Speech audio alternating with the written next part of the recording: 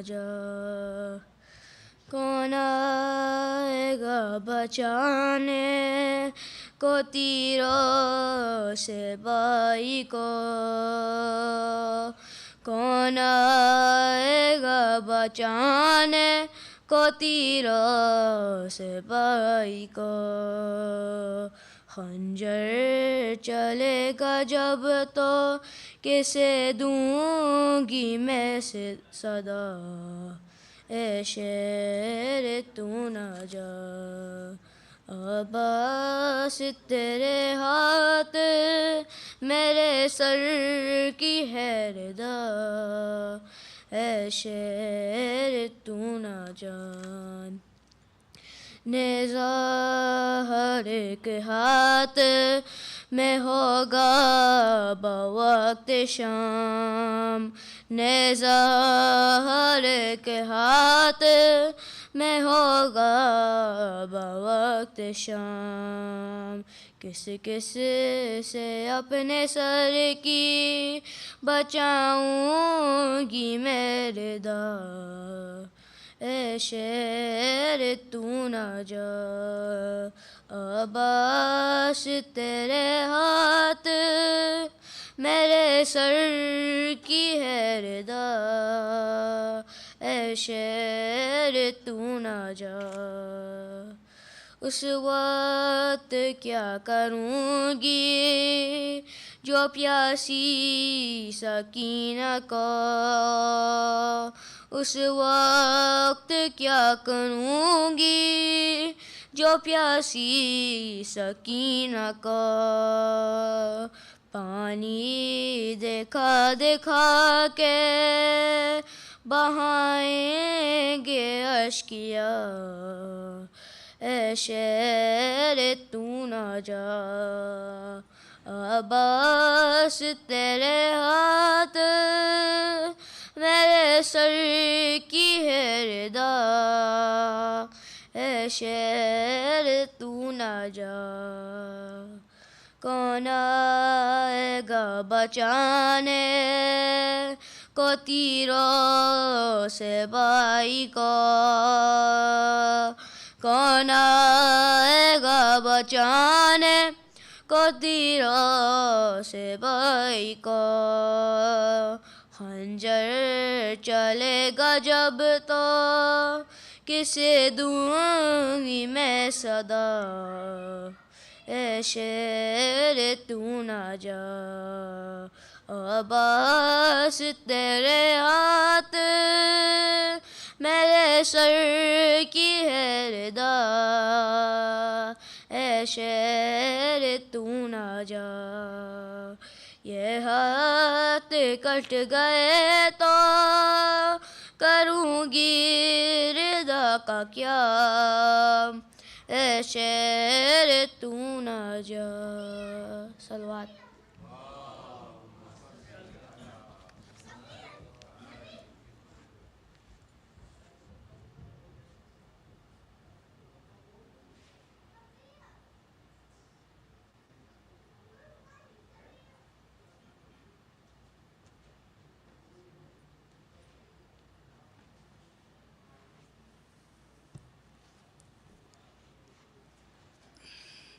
صلوات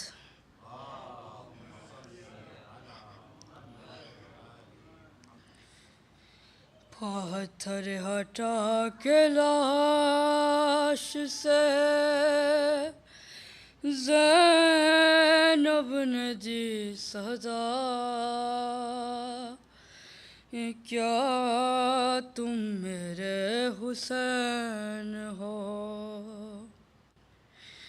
کیسے پڑھے ہیں جسم کے ٹکڑے جدا جدا کیا تم میرے حسین ہو پتھر ہٹا کے لاش سے زینب نے دی صدا کیا تم میرے حسین ہو ہائے ہائے میرے غریب کا کیا حال کر دیا، گھوروں سے لاش دشت میں پامال کر دیا، پہچانوں کس طرح سے بدن سے ہے سر جدا،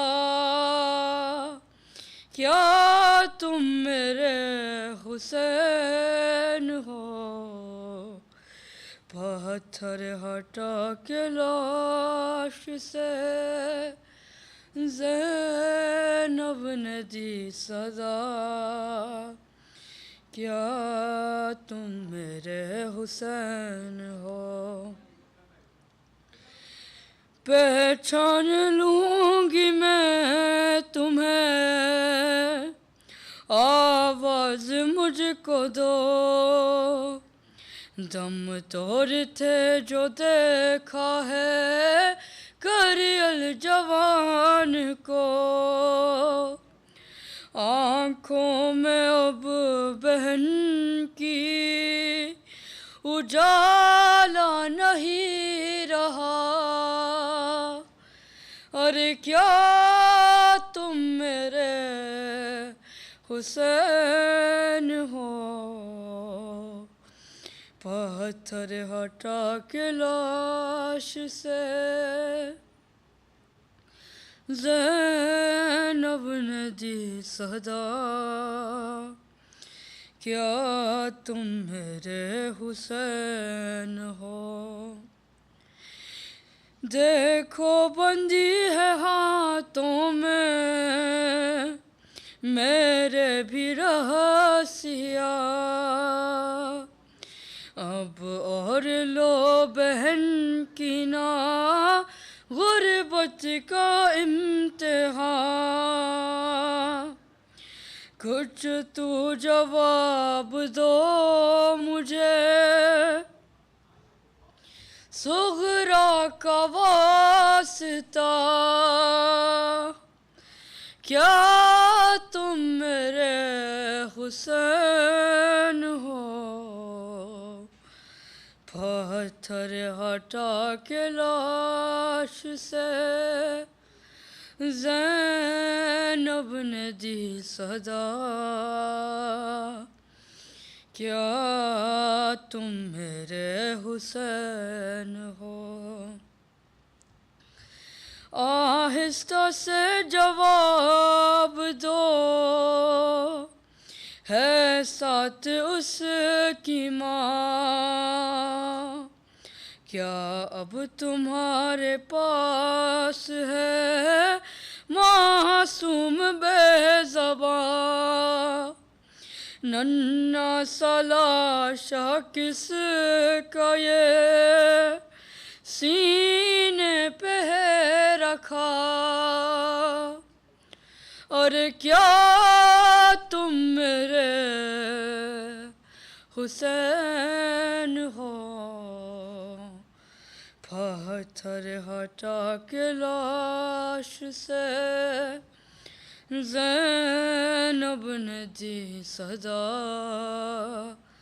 کیا تم میرے حسین ہو، صلوات۔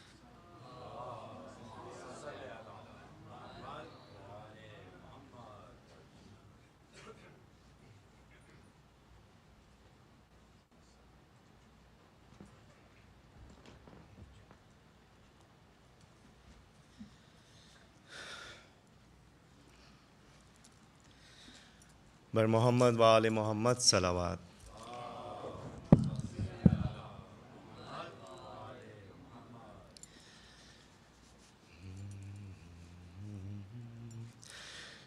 پایا غازی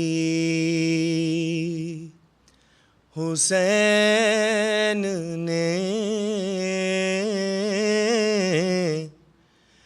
تسبیحوں میں وفا وفا کہہ کے پایا غازی حسین نے تسبیحوں میں وفا وفا کہہ کے چہرہ غازی کا چومتی ہے عالیہ بھی خدا خدا کہہ کے سب کو مشکل سے جو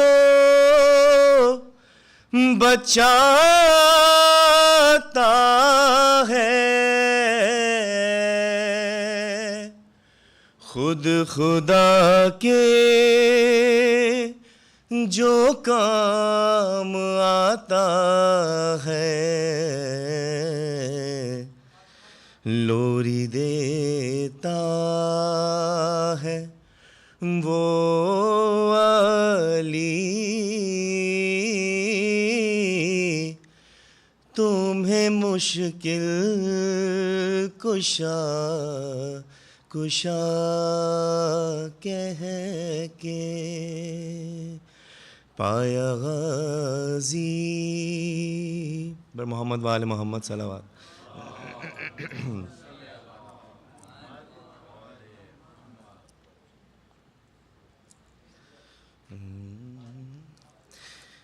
شہ دیکھ کے روتے رہے عباس کے ٹکڑے شہ دیکھ کے روتے رہے عباس کے ٹکڑے شہ دیکھ کے روتے رہے عباس کے ٹکڑے قاسم سے زیادہ ہوئے قاسم سے زیادہ ہوئے عباس کے ٹکڑے ہے شہ دیکھ کے روتے رہے عباس کے ٹکڑے جو ہاتھ ہٹا پائے نہ خود پہلو سے حیدر کیسی ہے محبت کے اسی ہاتھ سے آ کر زہرا نے چنے خاک سے زہرا نے چنے خاک سے عباس کے ٹکڑے ہے شہ دیکھ کے روتے رہے عباس کے ٹکڑے اس شیر پہ نازاں تھی بہت شاہ کی دختر ہنس ہنس کے صدا دیتا تھا یہ شام کا لشکر زینب سے کہو دیکھ لے زینب سے کہو دیکھ لے عباس کے ٹکڑے ہے، شہ دیکھ کے روتے رہے عباس کے ٹکڑے. یاد آئے نا اماں کی غریبی اسے پھر سے، لاشیں کو اکٹھا کیا سرور نے یہ کہہ کے، ارے زینب نہ کہیں دیکھ لے، زینب نہ کہیں دیکھ لے عباس کے ٹکڑے ہے، شہ دیکھ کے روتے رہے عباس کے ٹکڑے. بھولا نہیں جو ماں نے سبق اس کو دیا تھا، مقتل میں جو مظلوم کو آتے ہوئے دیکھا، تعظیم کو اٹھنے لگے، تعظیم کو اٹھنے لگے عباس کے ٹکڑے ہیں، شہ دیکھ کے روتے رہے عباس کے ٹکڑے. قاسم سے زیادہ ہوئے، قاسم سے زیادہ ہوئے عباس کے ٹکڑے ہیں. بر محمد و آل محمد صلوات.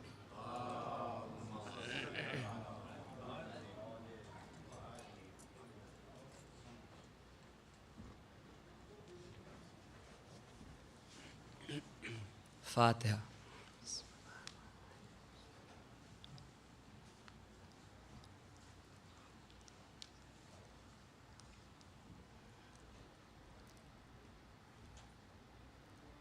محمد وآل محمد صلوات.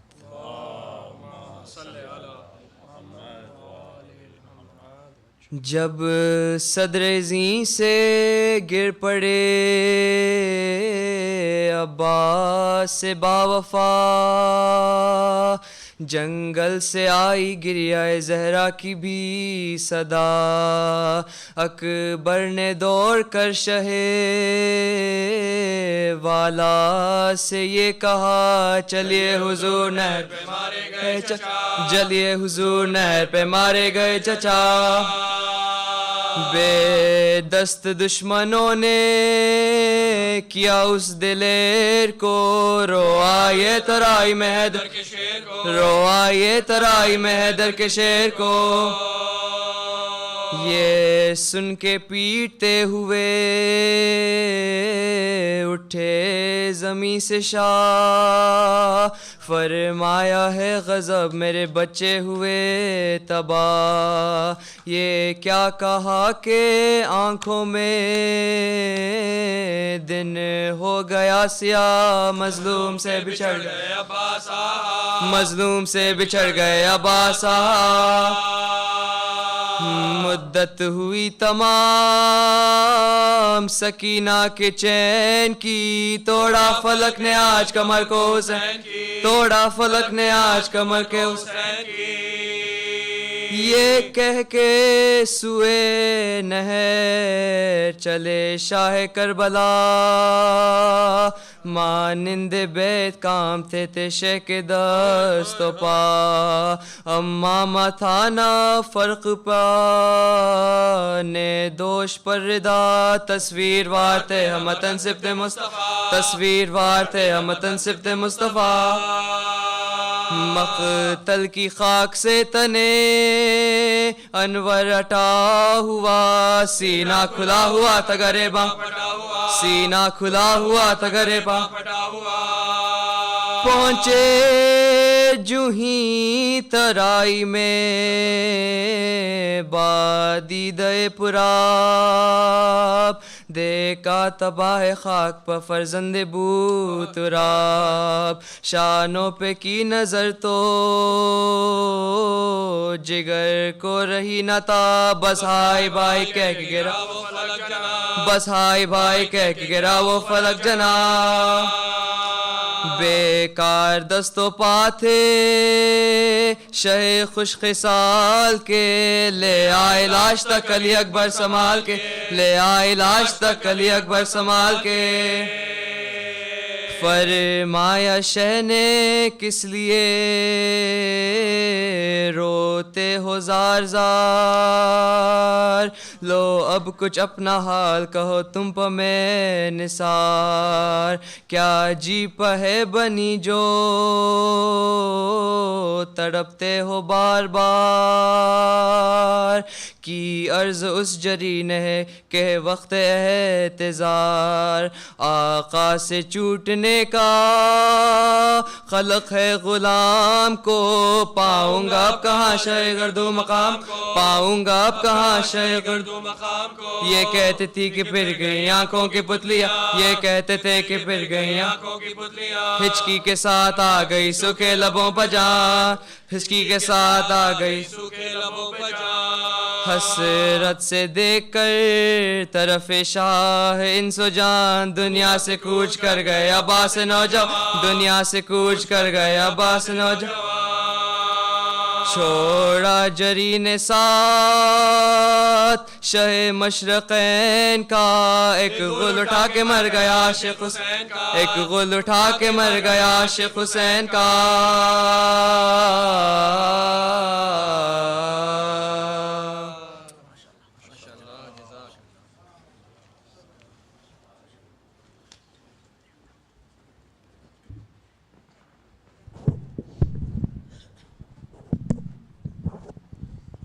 Salawat.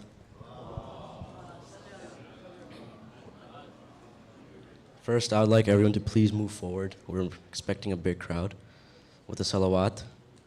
Allah.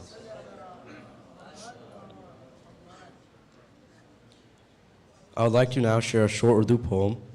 Ishq-e Abbas jo ek baar asar karta hai, پھر لہو بن کے وہ نسلوں میں سفر کرتا ہے میں تو پرچم کو سناتا ہوں مصیبت اپنی کون عباس کو نہ جانے قبر کرتا ہے Inshallah, the fundraiser will be later tonight, so please be ready. For the kiddos, which I don't see, I'll just skip this part. The QR codes for the database and for new members are in the back. If anybody is interested, please check the table out in the back. Tabut-e-Mola Abbas will be tonight after the Majlis, so please stay to the end for ziyarat. Tonight, Dr. Mehdi Hazari will be talking about how we blurred the line between good and evil. Please welcome Shaykh Dr. Mehdi Sayyid Hazari with a loud salawat.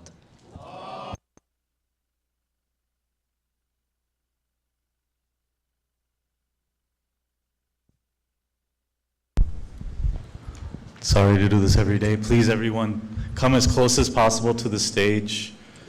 We can accommodate anyone 12 and older on the stage today. Unfortunately, there's been a lot of disturbance with younger kids. So today, anyone 12 and older, please come. Adults are welcome. Some prime seats on the sides. Anyone else, please come as close as possible to the stage. There's a lot of people that are going to be walking into the hall within the next few minutes. and it should fill up, inshallah. Can I get another loud salawat?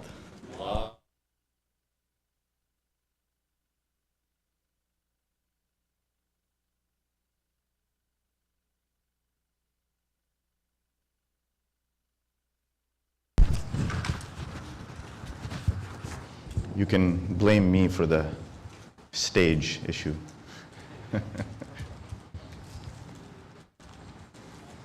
على حب فاطمة الزهراء سيدة نساء العالمين صلوا على محمد وآل محمد.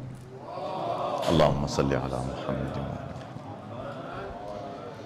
محمد. لتعجيل fridge الإمام صاحب العصر والزمان صلوا على محمد وآل محمد. اللهم صل على محمد وآل محمد. الفاتحة. بسم الله الرحمن الرحيم.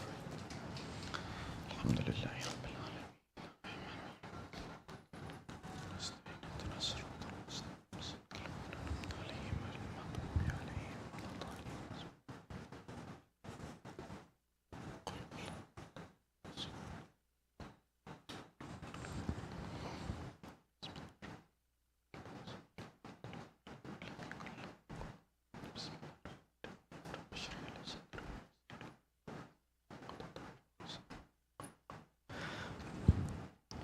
بسم الله الرحمن الرحيم.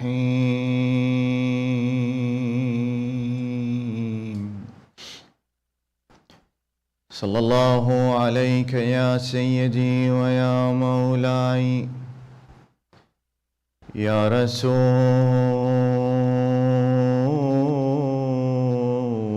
الله وعلى بيتك المعصومين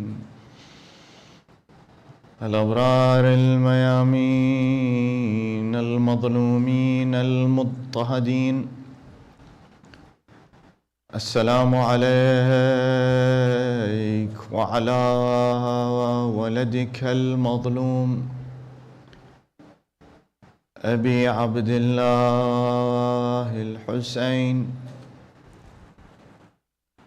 يا رحمة الله الواسعة ويا باب نجاة الأمة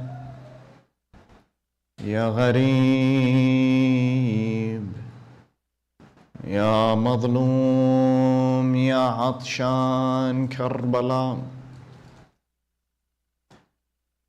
ما خاب والله من تمسك بكم أمن من لجأ والتجأ إليكم. يا ليتنا فيا ليتنا كنا معكم سادتي فنفوز والله فوزا عظيما. بسم الله الرحمن الرحيم. إن المنافقين في الدرك الأسفل من النار ولن تجد لهم نصيرا إلا الذين تابوا وأصلحوا واعتصموا بالله وأخلصوا دينهم لله فأولئك مع المؤمنين وسوف يؤتي الله المؤمنين أجرا عظيما. آمنا بالله. صدق الله العلي العظيم. اللهم صل على محمد وآل محمد. والسلام عليكم جميعا ورحمة الله وبركاته. My dear brothers and sisters, tonight I'm going to begin by addressing one of the questions that has been coming to me both directly and indirectly. And it relates to tabarra. In the expression of tabarra, the word tabarra itself is used in the Holy Quran. And the 9th surah, in fact, is the one that begins with the issue of bara'a or disassociation. And in particular, I want to be clear, again, responding or at least clarifying to some of the questions that arise, that one of the expressions of tabarra, which is to invoke Allah subhanahu wa ta'ala to withhold His mercy from those people who deny Him, from those people who commit oppression, harm Rasulullah sallallahu alayhi wa alihi wasallam and his family, and deny them their rights, that it is entirely legitimate, permissible, and stated in the Holy Quran. So let's be clear about that. That the act of this expression, where you invoke Allah and you ask Allah to withhold His mercy from these oppressors, is legitimized by the words of the Holy Quran. And it bears a little consideration that in that expression, that what might not be entirely suitable in a public gathering, a gathering that is indeed mixed, is certainly appropriate in private. I hope you're understanding what I am saying to you. And that is our connection not only to Allah, but our loyalty to those Allah has chosen, and in living with the ethos of the Holy Quran. And why I mention all of this is because we need to be able to distinguish that which is permissible, that which Allah has ordained in His holy book, and that which can sully and tarnish the reputation of the followers of Ahl al-Bayt, and indeed reflect poorly on who we are following. And that's why Imam as-Sadiq alayhi salatu was-salam, Allahumma salli ala Muhammadin wa ali Muhammad. It is reported, he says, Kunu lana zaynan wa la takunu alayna shayna. Be an ornament for us, so that when they look at you, they will think good about your imams, and do not be a source of embarrassment. And that's why we have to be careful that in the expression of this tabarra, that we are not causing insult. Because sab is not allowed. It is clear. In Arabic, when you say sab, it means you cause an insult to the reputation or the personality of somebody. So let us be very, very clear about this and distinguish. Because the very thing that Ahl al-Bayt have taught us is to adhere specifically to what they are telling. And inshallah, that's what we will talk about tonight to some degree, a little bit, and discuss it, and continue what we had started, the discussion we had started at the beginning of this journey. Now, when you talk about insan's behavior, how insan acts, whether it is in childhood, whether it is through youth, whether it is in adulthood, you are never acting solely by yourself, unless you live in a cave somewhere by yourself. That's it. You are the determinant of your own life, your own circumstances, and how you behave. You are the master of your fate, and that is your circumstance. But the vast majority of us, 99.999% of us, live with somebody else, at least one other person. And definitely, usually more than that. And we live within a society and a community.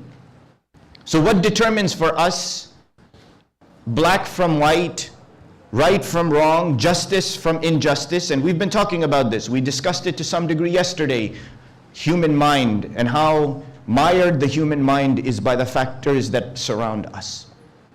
And yet, even in our societal living, we have to pay very close attention that we are not blurring the lines between what is considered proper and what's improper.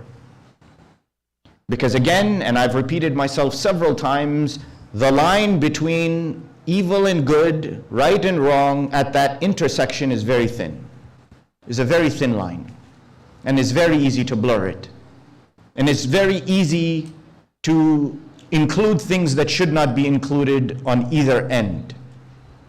The religion of Islam has come essentially, when it comes to the code, in two forms. One is called the Amr of Allah, that is Tashri'i.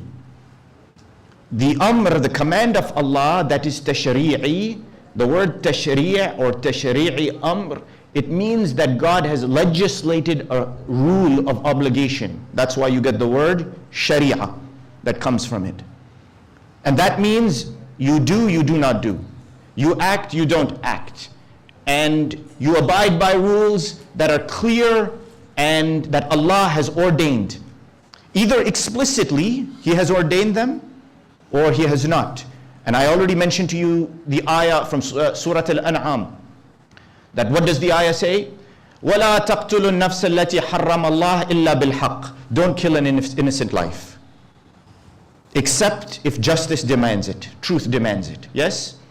So now, there is no gray area in this, no confusion in this. Let me ask you this question, that if you're doing your salat, you're praying, and you're doing so by a river. Are there any rivers here in Chicago? There are? Chicago River, yes. Oh, that's right. There is the Chicago River. I don't know how many people pray down there. Does anyone swim in there? Probably not. Let's say it's a rural river, not in the middle of downtown Chicago. You're praying by the river, okay? It's a green area. You're praying. In the middle of your prayer, you hear someone screaming, they're in the water drowning. They've fallen into the water, they can't swim, they're drowning. They're about to lose their life. What are you supposed to do? You break your salat and you go and you save their life, no? You can't finish your prayer, because if you finish your prayer, what will happen? They will die. You have to immediately annul the prayer, go save the life, then you come back and repeat your prayer. But the question is, you're standing in front of Allah, no?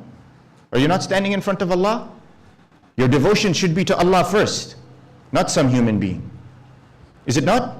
And if Allah subhanahu wa ta'ala wanted to save them, He wouldn't have made them fall in the first place, right?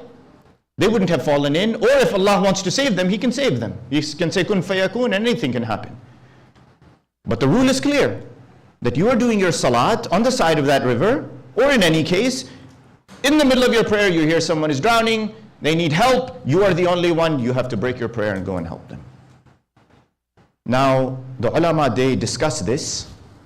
There is some discourse, and they talk about this, that where is the dalil, where is the proof that you have to break your prayer and go and save this person's life? Is it written in the Quran? No. There's nothing explicitly written about this in the Quran. Is it written in the Hadith? The ulama say no, there is nothing explicitly written in the Hadith as well. So how do we know? How do we know that this is something that we have to do, that we must act upon? Because of aql. Because your mind knows immediately that God would not want the life of an insan to go over a prayer that you can repeat and do over. That the life of a human being is that valuable that it does not make sense, it is not reasonable to allow that life to die because you're trying to finish your prayers. Allah would not want that. They call this qat'. Qat' means you have certainty that this is correct. Any human being you will ask, they will give you the same answer. Break your prayer, break what you're doing, go save the life. Is it not? It's reasonable. Now, how do lines get blurred? Few years ago, maybe a few years ago now, I don't even remember, there was that report in the news about some woman who was assaulted on a subway. No? What happened? Did anyone stand up to help her? Nobody helped her. Instead, they pulled their phones out and they're taking videos of it. Wal-hayadu billah, what world we live in. And they were charged. They were charged by the police for standing there taking videos rather than helping this woman out. Tell me, how has this happened? How have we reached this stage, insan, that a woman is being assaulted in front of our eyes and we are taking videos of this? What's happened to the aql of insan that they see this happening? A human being is being oppressed, victimized, physically beaten, God knows what, and we're standing there that we cannot move to stop it to happen. And instead, the worst thing is not just that we're sitting there, is that we've taken out a camera to take a video of it. It should scare us to our core, should it not? Because the very religion of Allah subhanahu wa ta'ala teaches us that think very carefully about what Allah has instituted. And yet what do? By virtue of the way we live, the very factors that rule our life, we blur those lines. And you will hear me say this over and over again. Why? Because we have to be extremely careful. So one of the aspects of it is what is called tashri'. Tashri' means Allah has created a sharia, you follow it. It's an obligation. You have no right in it. Now, does society live on Allah's sharia? Most of the world, no. Right? We have a few countries that try to abide by the sharia to the best of ability, do good, yes? But even then, you have human beings who are fallible, who are going to make mistakes. So even in the implementation of that, theoretically, there are problems, right? I mean, it's reasonable to assume that. Other than that, most other countries are secular. They have instituted secular systems. So the laws of those countries do not necessarily follow the Sharia. But many aspects of what they have inside their societies is based on reason. Meaning, don't kill an innocent life. If someone owns property, don't take that property away, etc., etc., etc. You know, everything that is common sense. So this is the tashri' that exists. Now, in addition to this, you have something called the command of Allah that is takwini. When Allah says that I created you, or I have given you a takween or a takwini state, it means I have given a nature to you. You have a human nature. That human nature is meant to interact with each other, is meant to develop personality, is meant to develop behavior, is meant to create the world that we live in. It gives you values, it gives you way to respond to other people. Those also, Allah has created a system. Has He not? He's created a value system. It is described once that Rasulullah sallallahu alayhi wa alihi wa sallam, Allahumma salli ala Muhammad, that he was going with his caravan and that they stopped. So he separated himself to go wash and pray. When he separated himself, they say one of the kuffar of Quraysh was there. He had been passing by. He saw Rasulullah. He recognized him and he came with his sword. And he lifted his sword and he says, Muhammad, you're cornered, you're alone. You're alone and there is no one to save you from my sword now. Who will save you? Rasulullah, he looks at him, he says, if it's my time to die now, then there is nothing I can do. Allah has decided it. But if it is not my time to go from here, then there is nothing you can do to take my life. Having said this, they engage, Rasulullah overcomes him. Rasulullah overcomes him and pins him down. And Rasulullah looks at him and he says to him, who is going to save you from me now? The kafir even knows. He says, Juduka wa karamuk ya Muhammad. He says, your dignity and your generosity will save me. See, behavior, the value of that behavior. And again, when I point to this, having said that, Rasulullah obviously comes off. And this man, he accepts the Islam under Rasulullah. That behavior in itself today in our world, it is starting to blur. It is starting to mix with other forms of behavior. These two things that I mentioned to you, the tashri' and the takwini ideas that exist inside of our society, when you combine them together, you get what is called morality. All right? Morality is just what we consider to be appropriate or proper or ethical, and that which is opposite to that. And it governs our life. It governs how we behave. They say one day, a man, he was in the court of the Abbasi Khalifa. He comes to the Abbasi Khalifa and he says, I want to ask some questions of Imam Ali ibn Muhammad al-Hadi alayhim as-salam. Allahumma salli ala Muhammad wa ala Muhammad. So when he comes in, the Abbasi Khalif, I believe it was Mutawakkil, he says, go ahead, ask. So the man, his name was Ibn Sikit. Ibn Sikit, he says, Yabna Rasulillah, why is it that Musa alayhi salam, he came with a staff that became into a serpent? His hands will go into his pocket, his hand will go into his pocket and come out white, nurani with light. He had other miracles based on what was magic or termed magic. Isa alayhi salam on the other hand came and he was able to cure the sick, give sight to the blind, etc., cure the leper. And then Rasulullah sallallahu alayhi wa alihi wa sallam, Allahumma salli ala Muhammadin wa ali Muhammad. He came with the Quran and the sword. Two things. So Imam al-Hadi alayhi salam, he says, as far as Musa is concerned, in that time, the predominant interest and the focus of people, and that what was significant in front of their eyes, was magic. It was the ability to do magic, to conjure magic. So Allah sent a Nabi, He sent a Rasul who has the ability, with His permission, to create signs that overcome what they can conjure in order to make them believe. In order to do what? When the miracle comes, my dear brothers and sisters, why does it come? Because Allah is trying to provide you with proof that He has power over everything. And that in the minute that you accept His power, what do?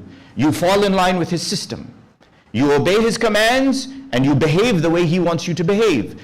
Tashri' and takween, two things. With Isa alayhi salam, Imam Hadi alayhi salatu wassalam, he says in that time people were interested in cure, in medicine, in treatment. And that's why when Isa alayhi salam came, he was tasked with curing the leper, with healing the blind, with raising the dead, by converting the clay bird into a real life bird. All of these things to convince. So now Ibn Sikit, he says, Yabna Rasulullah, what about your grandfather? He came with the sword and the Quran. He says, as for the sword, that was the hand of Ali ibn Abi Talib alayhi salatu wassalam. Allahumma salli ala Muhammadin wa ala Muhammad. It was the sword of Ali that repelled the assault of the disbelievers, those who challenged the way of Allah, the code of Allah. And as for the Quran, its exposition was such, it came to a world of Arabs where the Arabic language was lauded. They took pride in their Arabic language and how they could express themselves and how eloquent it was, how descriptive it was. And now the Holy Quran comes and it is unmatched, unparalleled. Nothing can come close to it. The challenge of the Quran that come with one verse that is even like it. And it came and it overcame them. So Ibn Sikit, he says, Yabna Rasulillah, with this, the sword of Ali, the Quran sent by Allah to Rasulullah, what's the proof? What is the proof then? Al-Imam al-Hadi, he says, reasoning. He says, reasoning is that faculty by which the liar and the deceiver can be told from he or she who is telling the truth. Reasoning. That reasoning, my dear brothers and sisters, is what we apply to our life. We apply to the code that Allah subhanahu wa ta'ala is teaching us. But it emanates from something. It has a starting point in some place.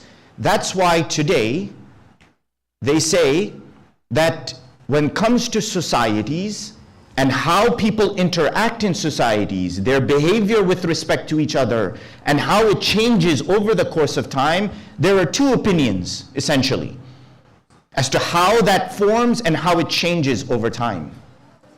Why societies change in terms of what is considered normal, what's abnormal, what is a trend and what is not a trend. One is that human judgment determines everything.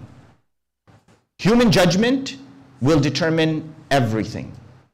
And that human judgment, unfortunately, is governed not just by information.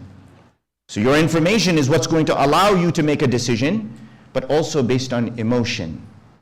Yes? I already told you about the virtuous victim effect, right? Think about it, that today in society, are there not people who you disagree with vehemently, but there are certain aspects of them that actually creates a little compassion in your heart? Because you're human.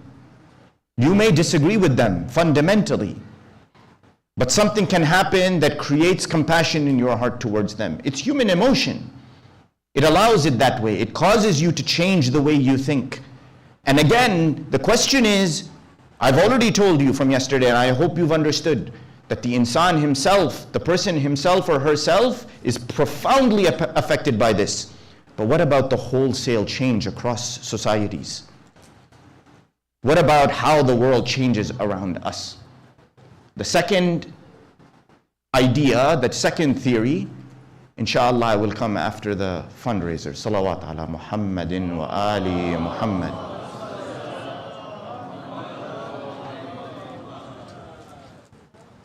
Maybe they are not ready yet.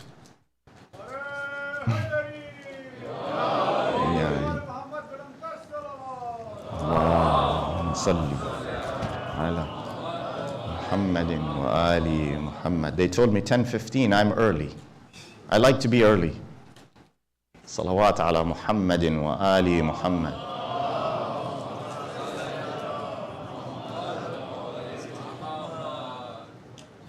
My dear brothers and sisters, until they come up here to do this fundraiser, which hopefully they have heard me. If they have not, then maybe they're rushing. We are the followers of that household. There is no comparison to them in the world, in the history of humanity. I already announced you, Sean. Come. We must hold ourselves to a higher standard. We must do what is called upon us by the family of Rasulullah sallallahu alayhi wa alihi wa sallam. Salawat ala Muhammadin wa Muhammad.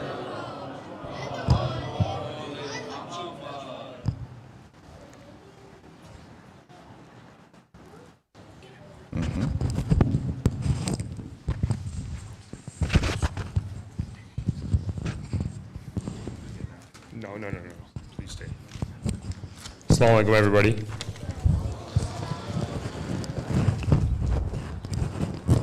Unfortunately, I hate to stop Majlis, especially on a night like this. But the reality is that tonight there's a great motivation to donate. You're sitting 2 days from Ashur on the night of Abu Fadl Abbas, and we really kindly ask you to open up your hearts and your wallets to donate. I'll let Brother Sean introduce some of the reasons and some of the great programs that we offer to do this, but I want to start by apologizing to all of you. If it was up to us, we would not need to do this. But the reality is that most of the funds that we raise for this year happen in these months, and it's through your generosity that it happens. So if you could recite a loud salawat, and I'll have Brother Sean introduce some of the programs. Bar Muhammad wa ali Muhammad salawat.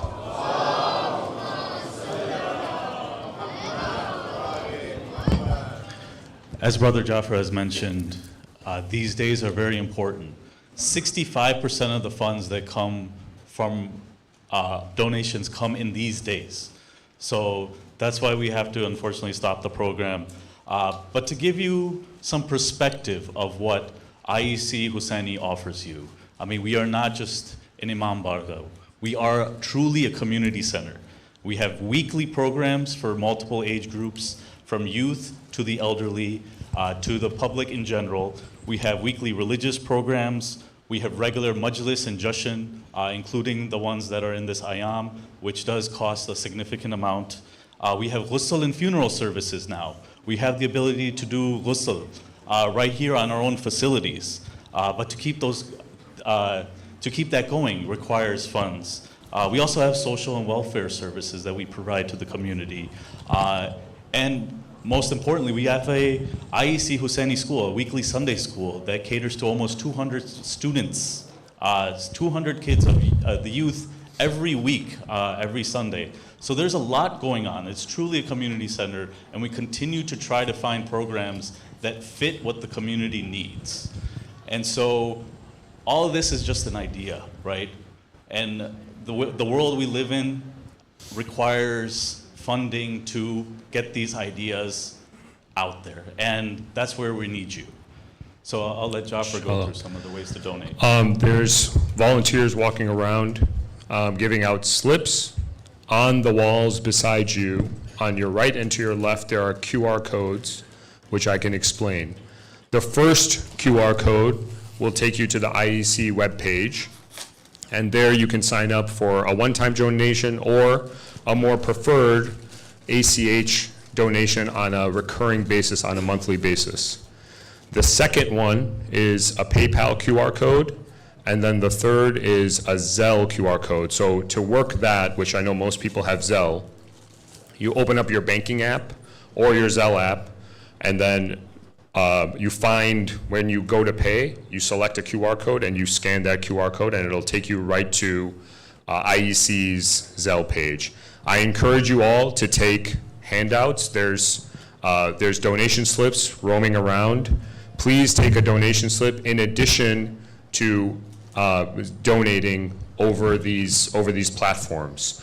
Again, like Sean said, there's many programs, and alhamdulillah, this has become a place where we have organically grown into a multicultural facility.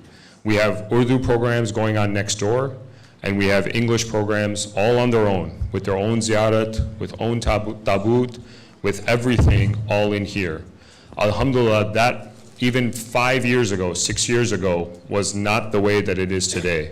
And it will continue to flourish and grow with, alhamdulillah, great speakers like Shaykh Mehdi Hazari coming over here.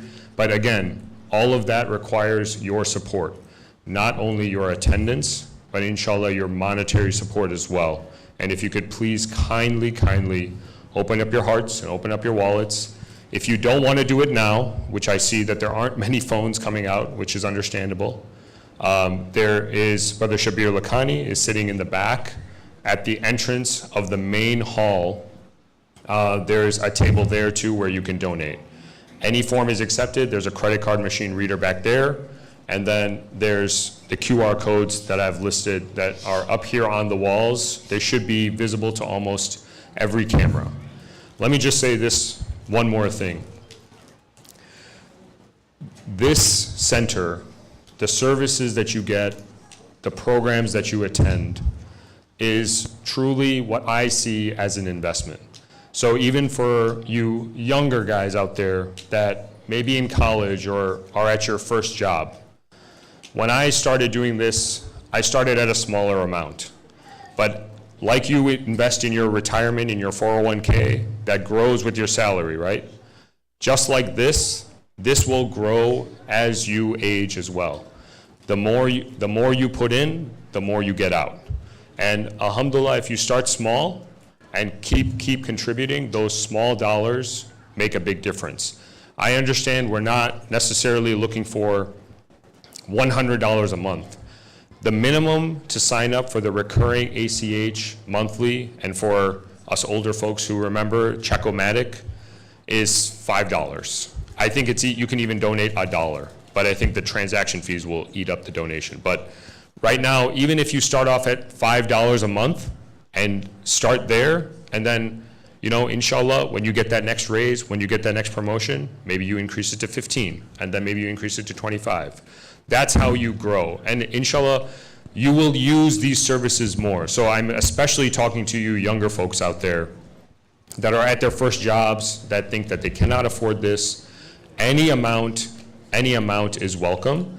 And as you grow your career and as you grow your family, inshallah, the center will be here for you and your kids, and hopefully your grandkids, inshallah, will be attending programs here. So please donate. A couple things to put into perspective of what your donation goes into. The annual operating cost of IEC is roughly $250,000 minimum. Where does that go? there's a lot, just keeping the lights on costs a lot. Our monthly electric bill is in the 4 figures. Just earlier this year, or earlier this IAM actually, we had the AC go out. That cost another $7,000 to fix. The gravel that went in the back lot over there cost a little over $9,000, and that allowed for 400 more cars to be parked back there. So all these things are going into making your experience here better and more comfortable. And inshallah, your donation goes towards that. So please keep that in mind as you open up. As Jafar said, the top QR code opens up the website where you can sign up for that ACH debit, or formerly known as the Check-O-Matic system. So please look into that. Yeah, by the way, when you do sign up for the ACH recurring monthly donation, that will lead you to a form. The form you fill out, you won't put your banking or account information in there today, but somebody from the IEC finance team will contact you, and you'll be able to complete registration once IEC finance team contacts you. But again, if you want to make a Zelle donation or a PayPal donation, those QR codes are there too. We also request that anyone who is making a donation, please find these slips. There's volunteers walking around. There's some up here, some at the back table. Just fill out your name, an email address, and the amount, so we know. That way we can, it can help with the accounting. I'd like to give one Quranic ayat which will hopefully encourage more donations. Bismillah ar-Rahman ar-Rahim. O you who believe, spend out of what we have provided with you before the day come wherein there shall be no bargaining, nor friendship, nor intercession. Please recite aloud salawat.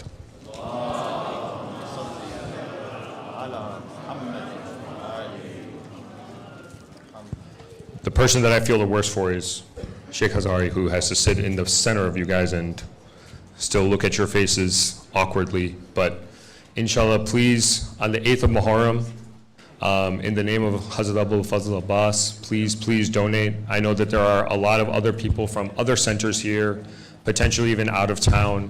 If you could please, you must be donating to your regular center or other causes. I know that there are a lot out there, but please think about just even a small amount to IEC would be very helpful to not only cover the costs of Ayam-e-Azah, but also the operating costs generally for the year. Wa Muhammad wa ali Muhammad salawat.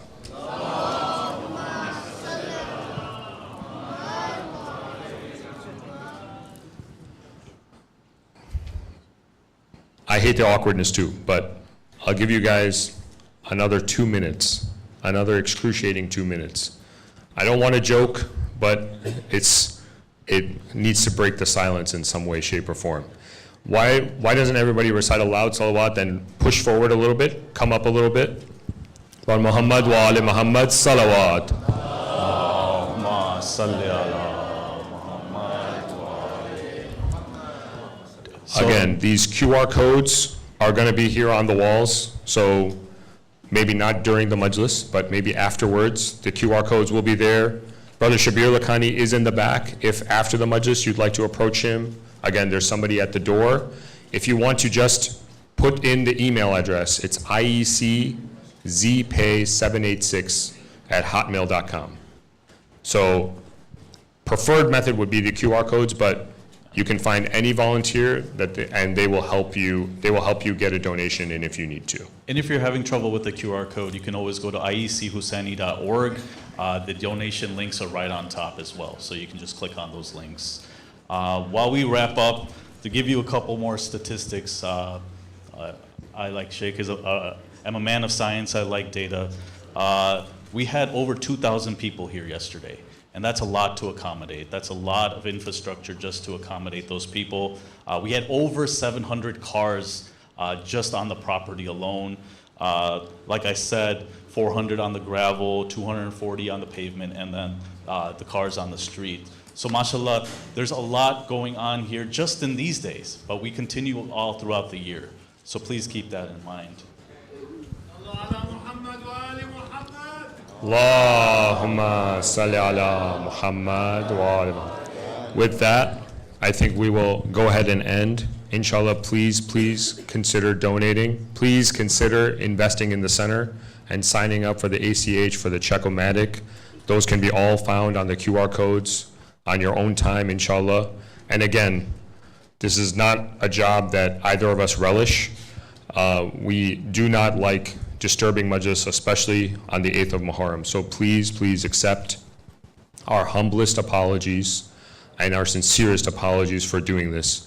And inshallah, with your du'as and support, we will make this center even better going forward. Bar Muhammad wa ali Muhammad, salawat.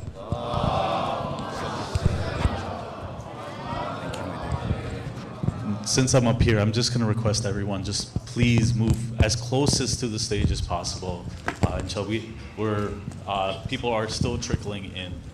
Another salawat for Muhammad wa ali Muhammad.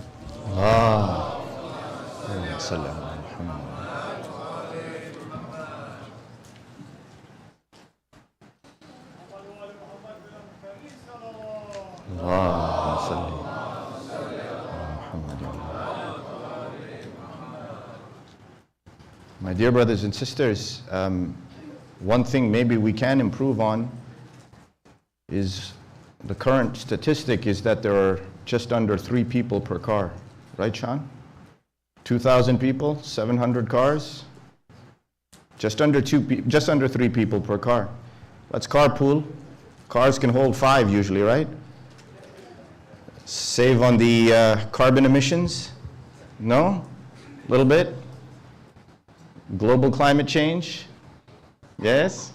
Inshallah. We are followers of Ahl al-Bayt, and we do everything we can to save this world that we live in.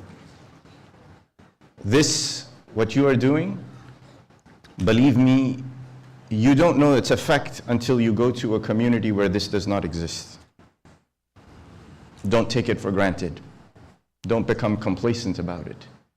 Use every bit of your power, your energy, your knowledge, and your wealth. And I chose to say wealth last because wealth is really, although this is what is needed, is the most insignificant thing that you can give. When Rasulullah sallallahu alayhi wa alihi wa sallam was building,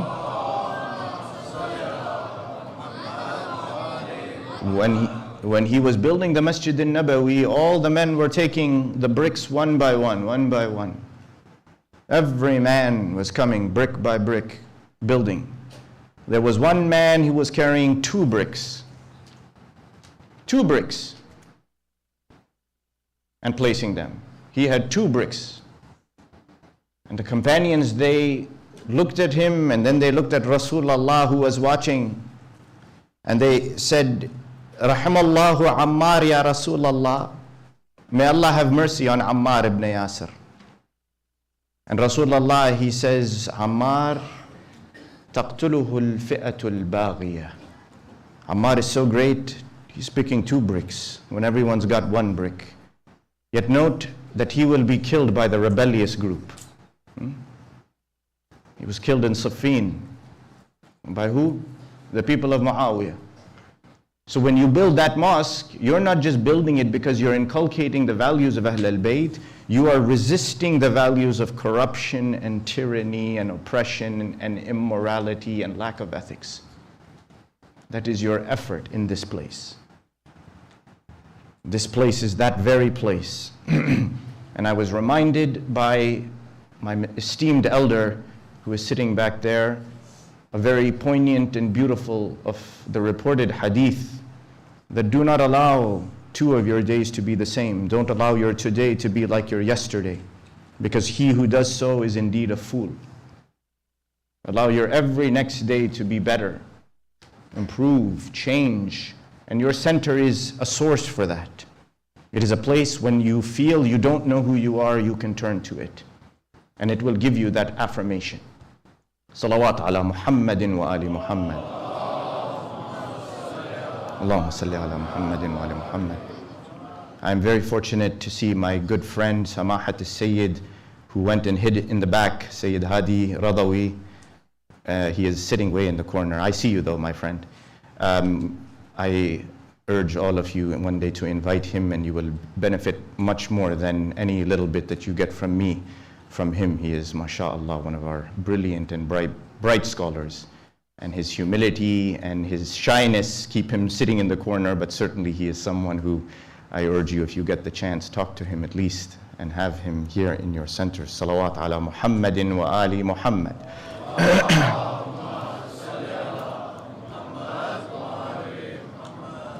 So I mentioned to you that in the course of societal change, as societies evolve over the many years and change, and as people follow a track over that course, that there are essentially two opinions, maybe some more, but I am condensing it a little bit, as to what causes things to change. One is human judgment, that in any circumstance, any society, the society's trend in any direction that is going is based on the judgment of the people who live in it.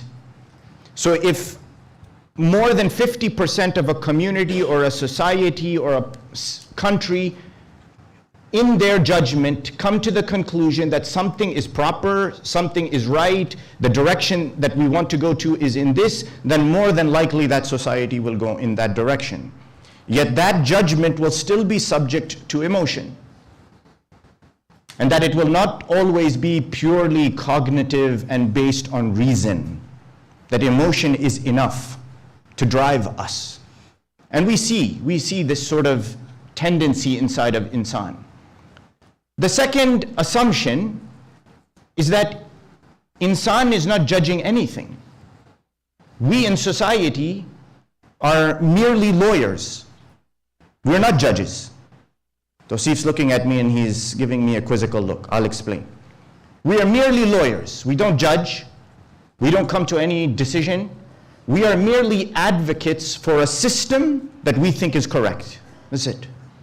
And we are advocating for it. Any system that I want instituted, have I come up with its basis in society? No, I've not. I didn't come up with democracy. I didn't come up with dictatorship. I didn't come up with communism, socialism, any of these things. I have a belief system that we established yesterday is core to us, it's primordial, and that it essentially decides for me how I see the world. And it is already given to me such that I'm only going to advocate for its presence here or not. And my neighbor, the person down the street from me, my fellow citizen, will as well do the same thing. He will advocate for a system that he or she believes in. And what comes to pass in society then is either the combination of the two, one wins over the other, or a total annihilation of both, and you get something new, is it not? There's nothing more than this, other than the three. Compromise, one system wins out over the other, or total annihilation and a third system comes. That's what human societies are. You see across everywhere. Every time, epoch, every generation, every part of the world, this is what we see. This is what entirely is always encapsulated. And that's why when they describe how human thinking, the philosophies of human beings come together, they say, okay, well, there are various reasons why this happens in society. And I ask, as I'm describing this, imagine in your mind real life scenarios. The first is that we human beings have a habit of looking at other people who do the same thing as us, who have the same ethical standards, the same moral standards as us, as someone who has some relation to me. If in society you have two people in front of you, one who has 80% morality like yours versus another who has 30% morality, who do you think you will gravitate towards? The person who has 80% morality like yours, who follows the same ethical code as you do. Now, why would you do that? Because human beings like familiarity. We already talked about confirmation bias, that human beings want someone to confirm what they believe in. If I believe that this is ethical, this is proper, this is just, and someone confirms it for me, I am more than likely to join hands with him. Is it not? But here's the kicker, that it shows, the trends show, that this person, 80% I agree with them. I will take them in, hold hands with them. Automatically, even if I don't partner with them in society, I will gravitate to them because it's mutually beneficial. But in doing so, my circle of morality, which was this big, has now become that big. So that now whatever I believed that was coinciding with the 80% that he believes in, slowly, slowly, the 20% that he believes is also rubbing off on me. Is this not happening in society? This is not striking us at every chord, at every step that we take as the years go by? This form of accommodation, it happens. It's occurring. And the data and the science shows that insan is looking for something to anchor onto. And so if I anchor onto 80%, you don't think automatically with repeated exposure I'm going to want to anchor onto the other 20% as well? More and more and more as time goes by, the more exposure, the more its influence, the more its effect. Not only that, but language, my dear brothers and sisters. Language today, we don't know how much language can change things. Holy Quran, when it describes something that it is considered to be completely corrupt, what does it describe it as? Let me give you an example. Allah describes certain actions to be rijz min amal al-shaytan. Absolute evil. The action of shaitan. Is there any gray area on whether this is permissible or not? No, it's the ugliest of the ugly. Taking the money of the orphan. Quran talks about it in very stern manner. Usury, I already gave you that example on the first 2 days. That taking interest, Quran, what does it say at what point? They are doing war against Allah and His Rasul. No? Quran is very clear with its language. But in modern society, today, things that are morally what we consider to be reprehensible, what we don't accept as ethical or proper in our religion due to our beliefs, language is changing how we think about it. Is it not? Look at your social media feeds. Language slowly will dull your senses to what is appropriate and not. And that language, believe me, has meaning. In Islam, language represents halal, haram. Many a times our scholars, and I'm giving you a very simplistic view of this, that when you look at a verse or a nas or a proof that is in the textual evidence, there is something called tabadur. Tabadur means you read the word and what meaning does it conjure up inside of your mind. We already talked about it, that the killing of an individual is considered to be ugly, such that Allah would deny it in every circumstances unless haqq is needed. Hence, language has a profound effect on what we consider to be right and wrong and how these two suddenly come and mold in together. The third thing is what relationship it has to me. I live in a extremely conservative state, okay? So various things that are happening under the liberal agenda don't affect me. So while they are not affecting me, I am not worried about them, I am not concerned, and my heart goes to sleep. Until the moment comes that it's right in front of my doorstep. Or vice versa, I am a liberal. I live in a liberal state and the conservative agenda does not come. I am not liberal or conservative, okay? So I'm just giving an example. You understand my point. The risk of anything upon me only has significance when it actually affects me. Otherwise, it's just a video on my phone. It's just a news clip, a 24-hour news cycle that comes and goes, and because it had no impact on me, my children are grown, they know who they are, I don't have to worry about it. Until it hits me, and then suddenly I become concerned. Insan, when we think that way, we have suddenly said society can go any direction, let morality become what it wants. Because indeed, if we don't voice, we don't speak up, we don't stand for what we are, that is going to cause a emptiness, a vacuum that is going to be filled by somebody else. And that particularly happens in moments of strain and difficulty. Always look and see when societies change. When the morality of societies change. When what was established as something to be a good practice suddenly disappears and becomes something else. It's usually during strain, difficulty, challenge. Let me give you an example. And this is an extreme example, okay? But hopefully it will make the point. Why did the Nazi movement start? And I mentioned to you a few nights ago that I will bring up Nazism. Not because Nazism is something to talk about, or that there is anything to reveal about it. We all know what it was. We all know the perpetrator behind it. But to look at its history is revealing of insan. You all know that in the late 1800s, middle to late 1800s, one scientific theory had come out, and that was now shaking the religious establishment particularly, all right? That was the theory of evolution. And one day maybe I will give you my personal opinion on evolution, but then you will probably never invite me back.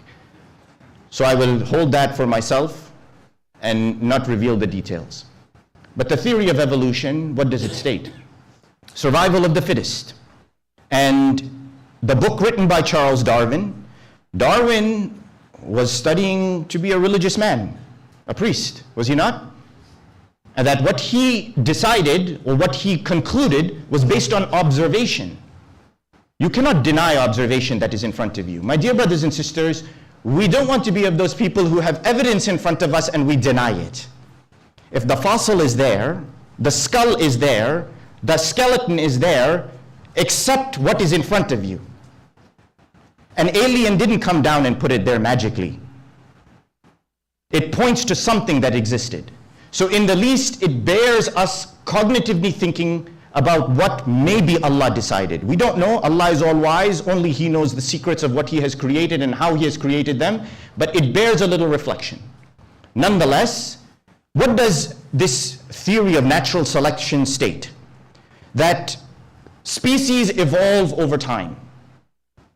That what was doesn't remain the same over hundreds and thousands of years. And there is plenty of data on this. Plenty.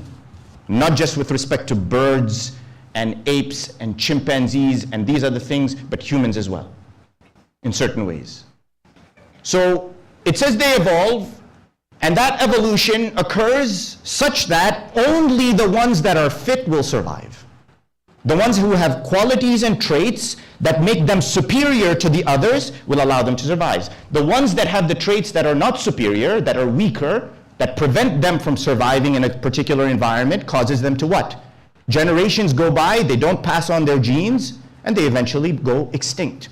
So only the superior survive.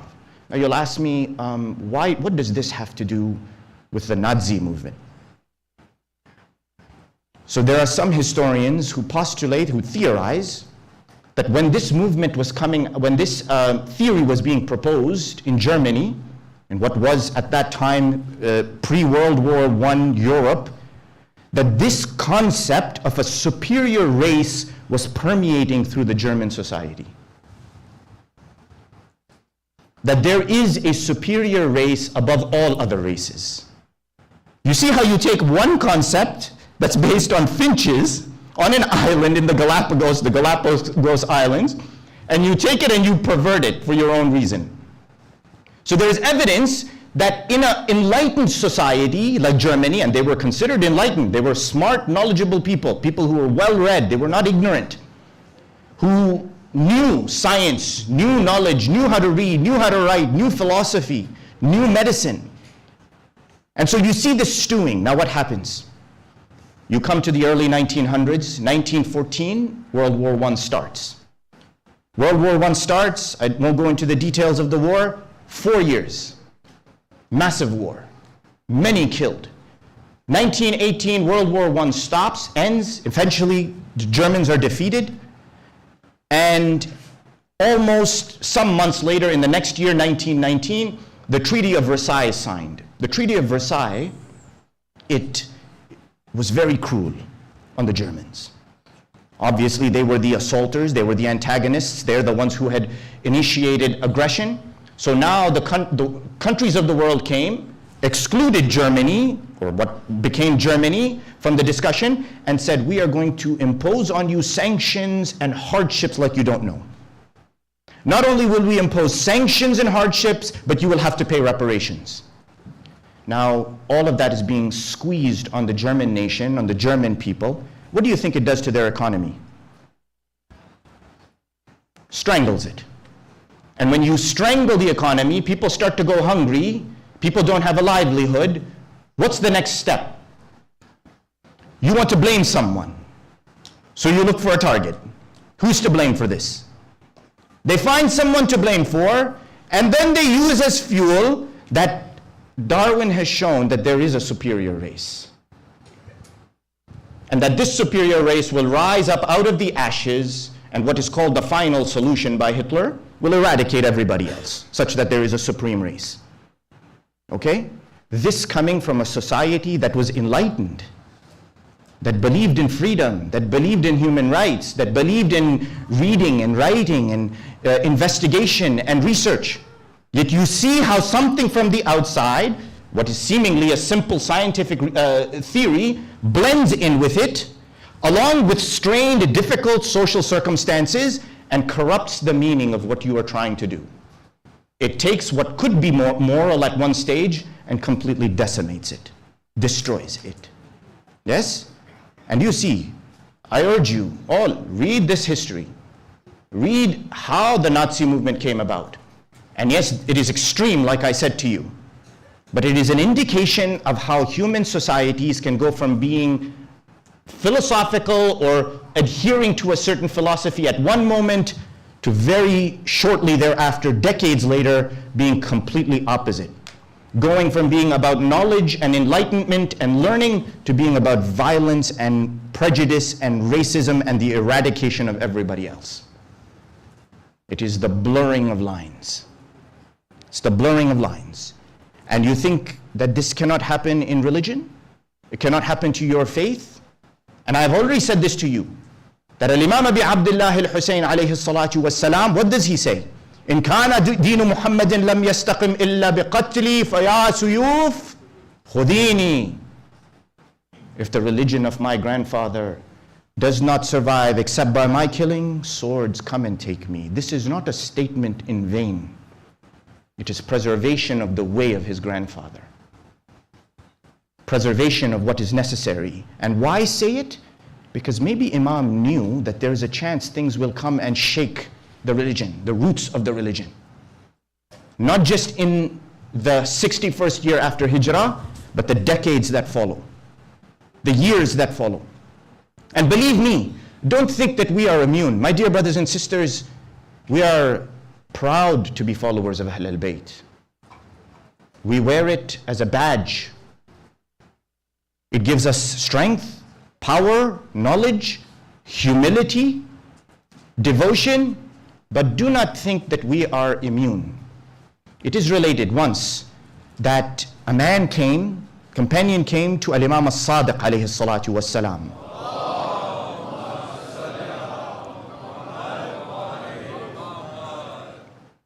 And he asks a question of the Imam.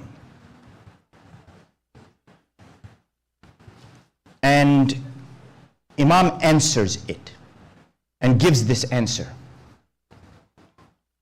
The man, he says, Yabna Rasulillah, I've noticed something strange. And I am paraphrasing the report. I've noticed something strange. Imam Sadiq, he says, what? He says, someone asked this question of you not long before, and you gave a different answer from what your father gave. Al-Baqir alayhi salatu was-salam. Your father, Imam al-Baqir, he gave a different answer than the one you did to the same question. Why? Al-Imam al-Sadiq alayhi salatu was-salam, he says, because when my father was asked the question, he was being asked by his companions, and the word that is used, يَسْتَفْتُونَهُ. فَأَجَابَهُمْ بِمُرِّ الْحَقِّ. Look how he answers. They came asking him to clarify what is the circumstance and to give a proper, legitimate religious answer. They came looking, searching for the right answer. Proper answer. So what did he do? He answered them with the bitter truth, with the fact. When he says murr al-haq, he means that truth which is the blunt truth. This is the law, follow it. And Imams always did this. Sometimes it is reported that the companion will come and ask something and Imam will say, do you really want to hear the answer? If I give you the real answer, you will be obliged. Hujjah will be on you. You will have no excuse. You will have to follow. So he gives the blunt answer. So now the companion, he says, your father Al-Baqir, he gave them the answer, the actual right answer, but your answer was not like it. Why is that? Imam As-Sadiq alayhi salatu was salam, he says, because the men who came to me, indeed they are Shia, but innahum shukkak.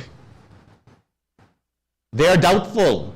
They are not looking for the truth. They're Shia, but they're not looking for the truth. They're coming and they're looking for any pacification. So what does he say? He says, فَأَجَبْتَهُمْ بِجَوَابِ التَّقِيَّةِ. I used dissimulation on them, on his own Shia. On his own Shia. He says they were doubtful. They came with doubt, with suspicion, with not wanting to know the truth, so I gave them a different answer. Why? Because I could not trust them with the truth, possibly. Imagine. This is Imam talking about Shia, not some other person, not enemy, not those who wish him harm. Imam talking about his own Shia. And imagine what burden that puts on us.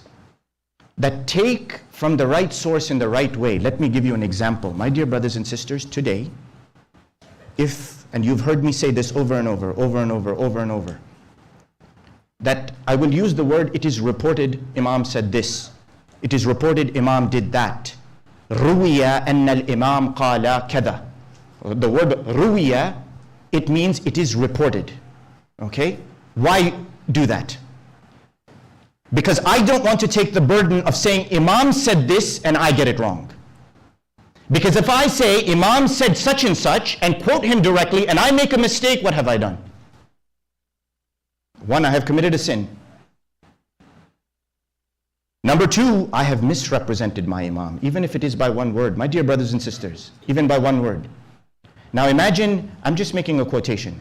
There are many riwayat, many hadith in our books, whether that's Bihar al-Anwar, whether that is Kafi, whether that is Tahdhib, Istibsar, all of them.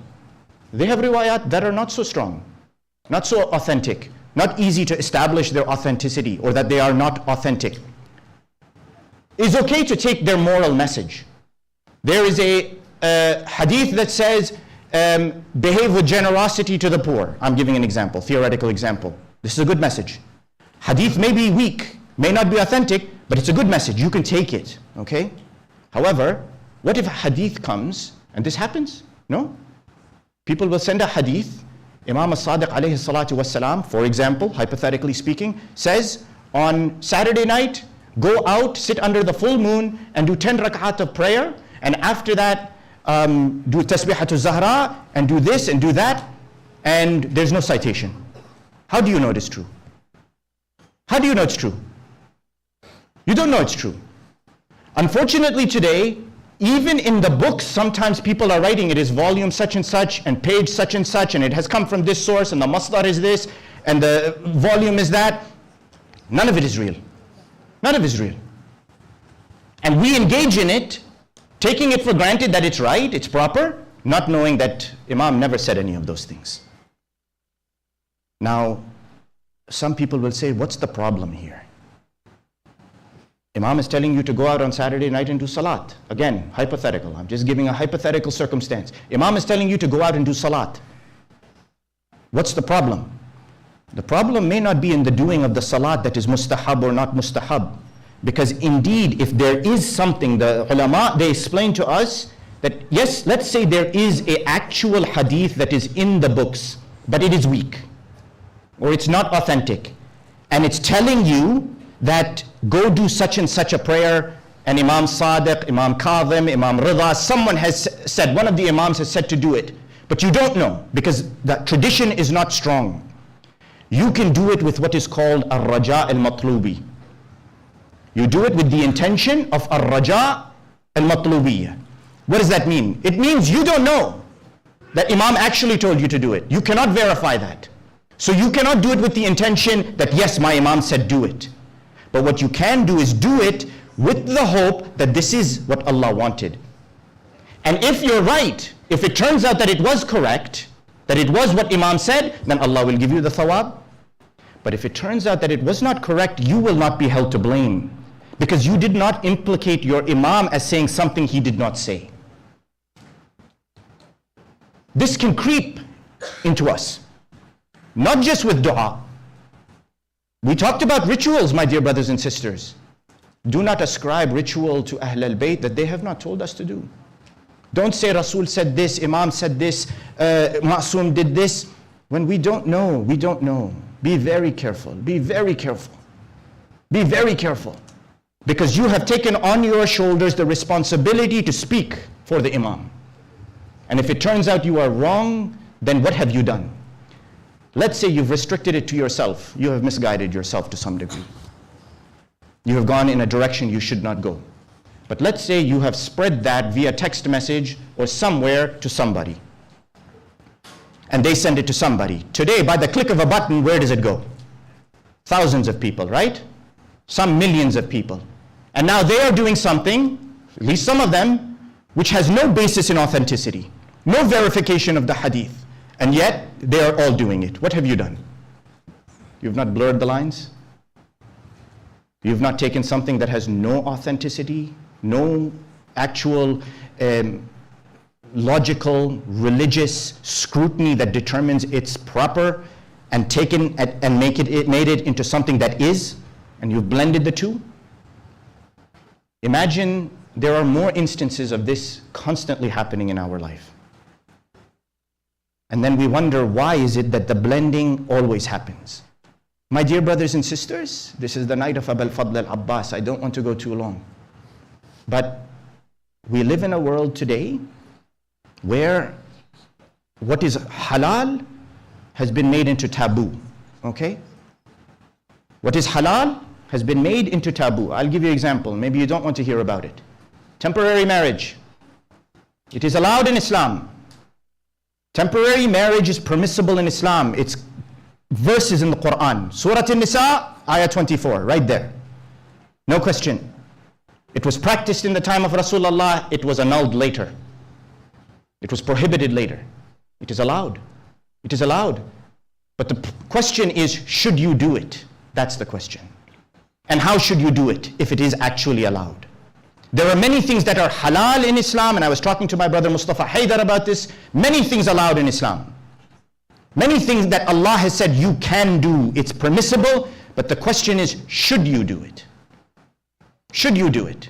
And I gave him this example, I will repeat it, that I want to eat one gulab jamun for each of my imams. I love my 12 imams so much, I will eat one gulab jamun for each of them. Which one of you is with me? Nobody? Me. Okay, the boys are with me. Good, you guys are young enough, your metabolism can take it.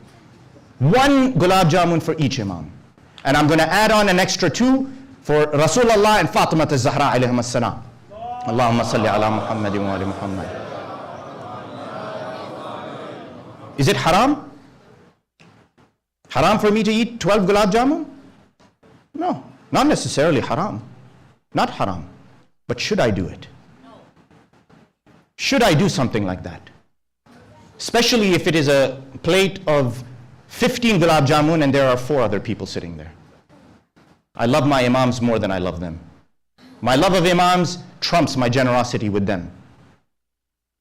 Halal doesn't mean you should do it. Permissible doesn't mean that you engage in it. That too with your eyes closed like this. Don't allow society to tell you what is correct and not correct. Live by the laws of society. We live in a society, our deen says follow the laws. You are a citizen here, follow the laws. But do not allow that to change what you believe, what you hold to be moral, and what you consider to be allowed and not allowed. Because just like something that is halal can become taboo, don't talk about it, that which is haram can suddenly become acceptable, right? I told you that the more you have in common with someone's morality, you will also take the things that you don't have in common with them. The circle of your morality will increase, will get bigger. And that's why, God forbid, that which is haram will creep in. In the least, if you don't practice it, you will say, let me be compassionate and at least let them do it. I ask you, can we disagree with someone vehemently, night and day different, and be compassionate at the same time? Meaning we say you can live and do what you want. Well, we live in a society where that is inevitable. We live in a secular society.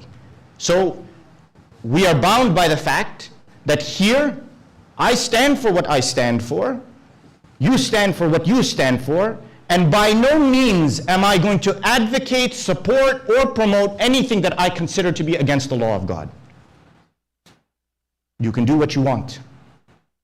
However, I can treat you like a human being, disregarding everything else that concerns you.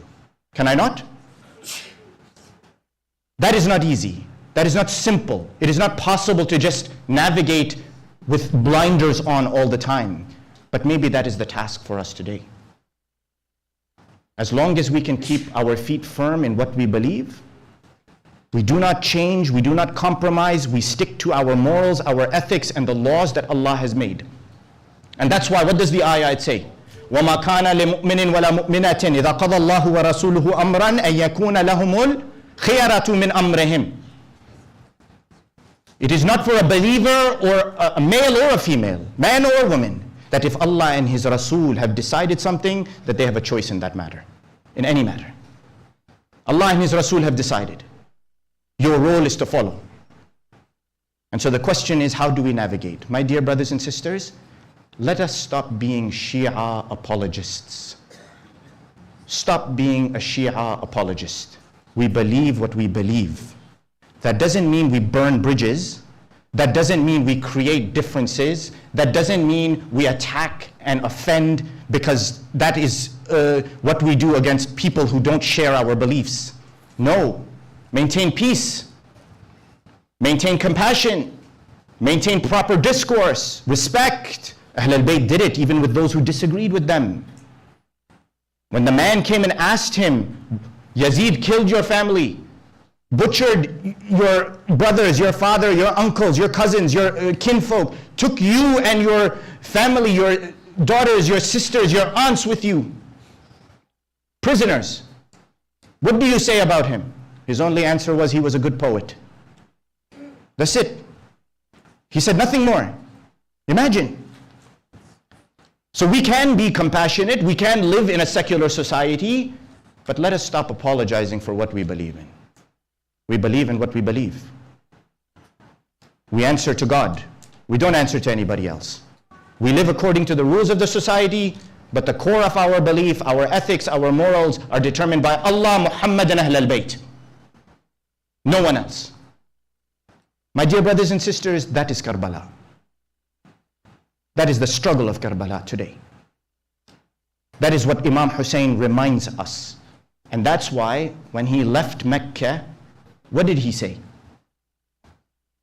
He said, خُطَّ الْمَوْتُ عَلَى وُلْدِ آدَمَ مَخَطَّ الْقِلَادَةِ عَلَى جِيدِ الْفَتَاةِ. Death has encircled the children of Adam like the necklaces around the neck of the little girl. وَمَا أَوْلَهَنِي إِلَىٰ إِسْلَافِي اشْتِيَاقَ يَعْقُوبَ إِلَىٰ يُوسُف. I have not stopped longing for my family, just like Yaqub never stopped missing Yusuf alayhi salam. وخير لي مصرع أنا لاقيه كأني بأوصال تقطعها عصلان الفلوات بين النواويس وكربلاء. أيوا حسينا. It is as if this path has been chosen for me and my flesh is being torn by the wolves of the desert between Nawawis and Karbala. Karbala was not one day in the making, not 1 year in the making, not few months. It was decades in the making. That's why when Fatima al-Kilabiyya, she came, Fatima bint Hizam, she came to Imam Ali alayhi salatu wassalam, she placed the baby in his lap. Imam Ali alayhi salatu wassalam قبل يده اليمنى وقبل اليسرى. He kissed the right arm, he kissed the left arm. وبدأ يبكي بكاء شديدا. He began to weep. Al-Banin, she says, Sayyidi ya Amir al-Mu'mineen, is there some defect in my son Abu al-Fadl al-Abbas? Amir al-Mu'mineen, he says, no, O Al-Banin. But I see that his hands, his arms are going to be cut on that day in Iraq. When Imam Ali alayhi salatu wassalam, it is reported, he is lying on his deathbed. Abu al-Fadl is like nobody else.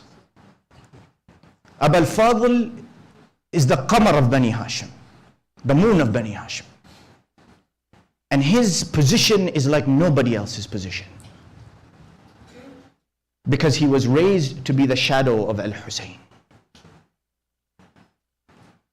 When Imam Ali alayhi salam is on his deathbed and he is about to go, it is reported he calls all his children and one by one takes their hands and places it in the hands of Aba Muhammad al-Hasan al-Mujtaba, saying, this is your Imam, my dears, my beloved children, this is your Imam. Follow him, obey him, listen to him, support him in his cause.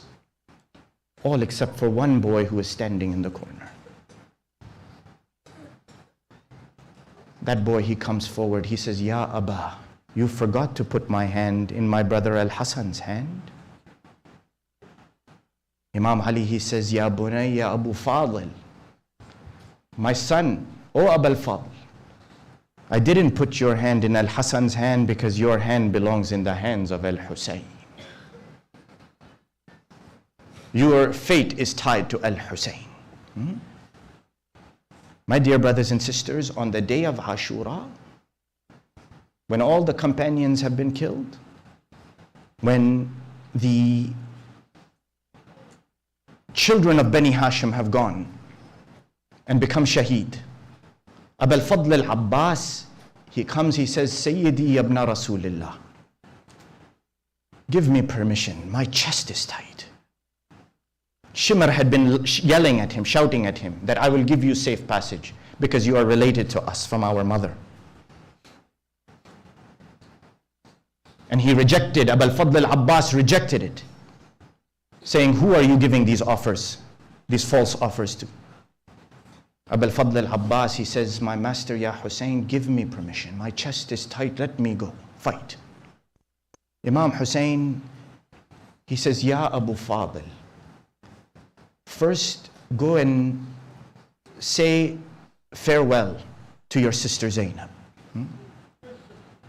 They say Abu al-Fadl al-Abbas, he comes into the tent with Al-Imam Hussein. And the Rawi describes that they are sitting there together. It is Al-Imam al-Hussein, Al-Hawra al-Aqila Zainab, Kulthun and Abu Fadl al-Abbas. They are sitting there. In that moment, imagine in your hearts what was felt by these siblings. Until the yell comes from the enemy soldiers, Ya Hussein, ajalastuma ma'an nisa. O Hussein, have you gone and cowered and sat down with the women? Taunting. Abu al-Fadl al-Abbas gets up. And he starts to go. It's reported Sayyida Zainab, she catches hold of his clothes. And Imam Hussein, he says, Ya ukhayya ya Zainab da'ih. فَقَدْ اشْتَاقَ الْحَبِيبِ إِلَى حَبِيبِهِ.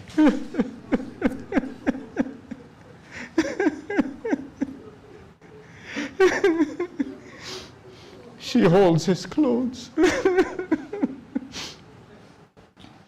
And Imam Hussein, he says, Zainab, let him go. Let Abu al-Fadl al-Abbas go. because his heart is longing for his beloved, meaning Allah subhanahu wa ta'ala. He is ready to meet his maker. Abu al-Fadl al-Abbas أخذ بالقربة. He takes the water skin, mounts onto his horse. وأسرع إلى المشرعة. He goes racing to the water. The enemy cannot stop him. He reaches the mashra'a, stops near the water and gets down. فاقترف غرفة في يده ورفعها إلى فمه. He took some water in his hand, brings it close to his mouth, and then suddenly throws the water away. شلون أشرب وأخوي حسين عطشان وسكنا والحرام رضعان والله انقلب العليل التهب نيران رمى الماء من كفه وتحسر. أبا الفضل العباس remembered the thirst of Sukaina, remembered the thirst of Ali al-Asghar, remembered the thirst of Fatima.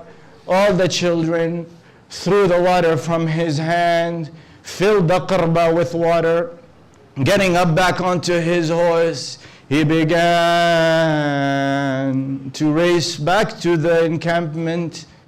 The enemy soldiers see Abu al-Fadl al-Abbas racing towards the tent with the water skin in his right arm. فهجم عليه لعين وضربه على اليمنى فقطعها. A cursed soldier came from the right side of Abu al-Fadl, struck him on his right arm, severing it from the body.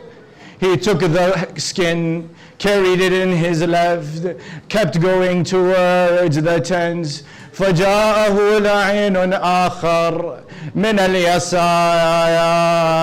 ضربه على اليسرى فقطعها. أيوه عباسا، أيوه مظلوما، striking him on the left, severing it from the body. Abu al-Fadl al-Abbas, he carries the water skin in his mouth, racing back to the khiyam.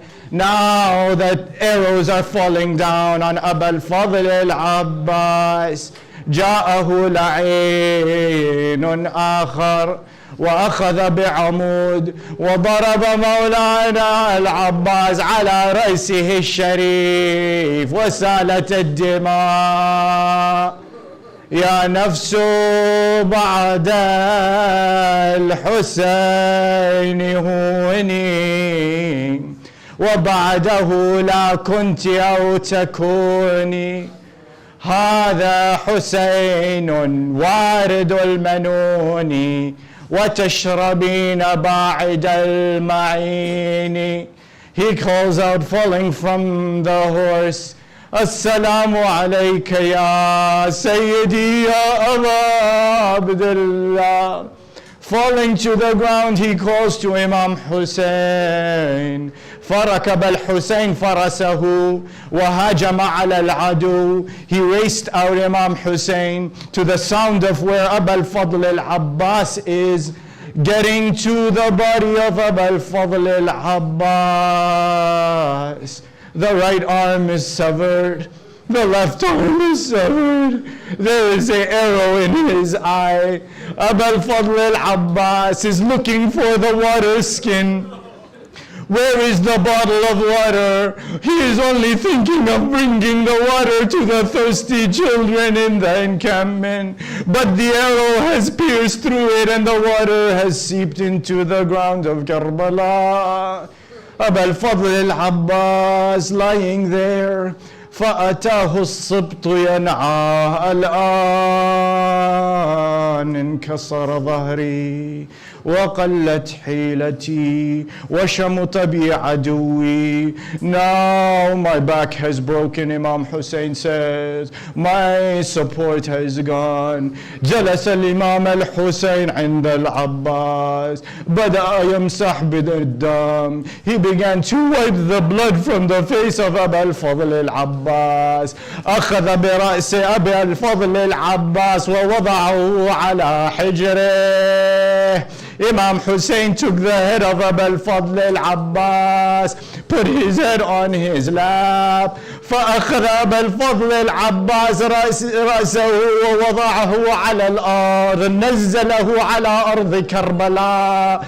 Imam Hussein raised the head of Abu al-Fadl al-Abbas on his lap. Abu al-Fadl al-Abbas dropped the head down to the ground of Karbala. Imam Hussein again lifts up the head of al-Hussein of Abbas, places it on his lap. Again Abu al-Fadl al-Abbas drops his head to the sand of Karbala. Again Imam Hussein tries, but Abu al-Fadl al-Abbas drops his head to the sand of Karbala. Al-Imam al-Husseini says, Akhi ya Abbas, in this last moment, you are about to depart. Why do you not allow me to hold your head in my lap? Abu al-Fadl al-Abbas, with the last remaining breath in his body, he says, Sayyidi ya Aba Abdullah, if you hold my head right now when I am dying, who is going to be holding your head, Rose?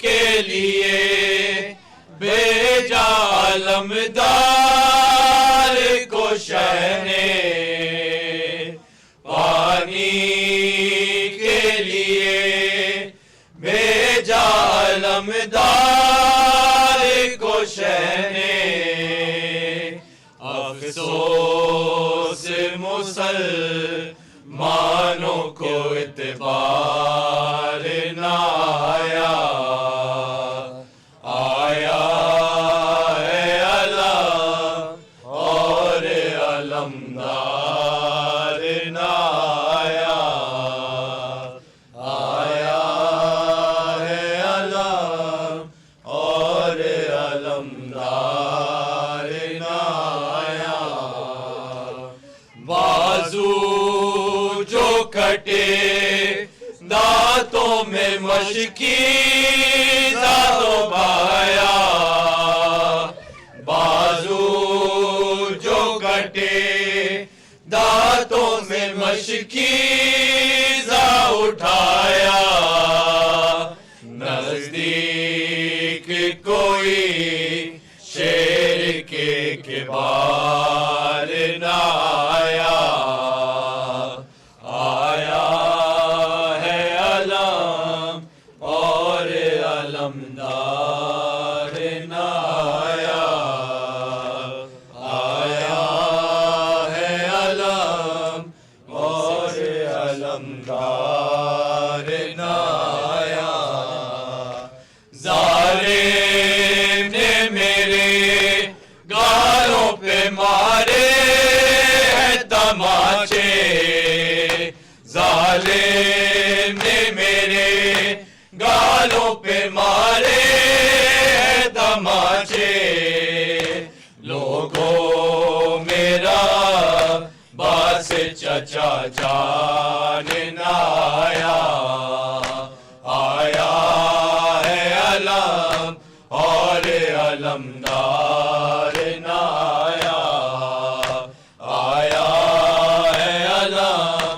اور علمدار نہ آیا، آیا ہے علم اور علمدار نہ آیا، آیا ہے علم اور علمدار نہ آیا، دریا سے دل حیدر کرار نہ آیا، آیا ہے علم اور علمدار نہ آیا، بازو جو کٹے دانتوں میں مشکیزہ دبایا، بازو جو کٹے دانتوں میں مشکیزہ دبایا، جب مشق چلی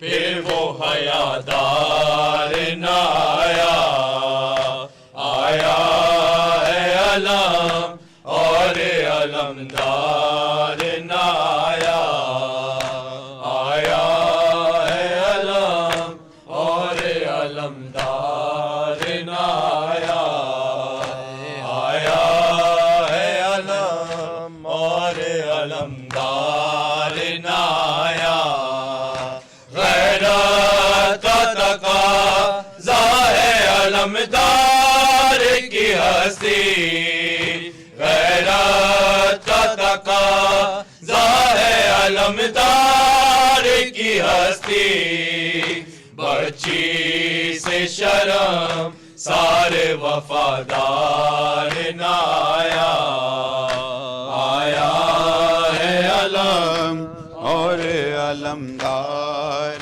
نہ آیا، اے شیر نیستان حیدر عباس، اے شیر نیستان حیدر عباس، دیتی تھی صدا زینب رو کر عباس، اے شیر نیستان حیدر ابا دیتی تھی صدا زینب رو کر عباس اے شیر نیستان دیتی تھی صدا زینب رو کر عباس اے شیر نیستان کیا اسی دن کے لیے مانگی تھی بابا نے دعا کیا اسی دن کے لیے مانگی تھی بابا نے دعا آ کے پردیس میں ہو جاؤ گے تم ہم سے جدا سوتے ہو چین سے دری یا کے کنارے بھیا کیا سنائی نہیں دیتی تمہیں حلمن کی صدا تنہا ہے کھڑے رن میں سرور تنہا ہے کھڑے رن میں سرور عباس اے شیر نیستان حیدر عباس اے شیر نیستان حیدر گر کے گھوڑے سے صدا باپ کو اکبر نے جو دی گر کے گھوڑے سے صدا باپ کو اکبر نے جو دی دل برے فاطمہ زہرا کی عجب حالت تھی ہاتھ ملتے تھے کبھی گھاٹ کو تکتے تھے کبھی تھام کر ٹوٹی کمر کہتے تھے فرزند نبی لاؤں کیسے لاش اکبر لاؤں کیسے لاش اکبر عباس اے شیر نیستان حیدر عباس اے شیر نیستان حیدر حال شبیر کب تو نہیں دیکھا جاتا حال شبیر کب تو نہیں دیکھا جاتا ہے کمر خم نہیں آنکھوں سے سجائی دیتا یہ ضعیفی یہ جوان لال کا صدمہ بھیا تھام لو بڑھ کے ذرا ہاتھ تمہیں بھائی کا کھاتے ہیں ٹھوکر پر ٹھوکر کھاتے ہیں ٹھوکر پر ٹھوکر اے شیر نیستان حیدر عباس اے شیر نیستان حیدر کیا اسی دن کے لیے سات بہن تھی آئی کیا اسی دن کے لیے سات بہن تھی آئی آ گئی نیند جو دری یا کی ترائی پائی پھر پلٹ کر ہمیں صورت بھی نہیں دکھلائی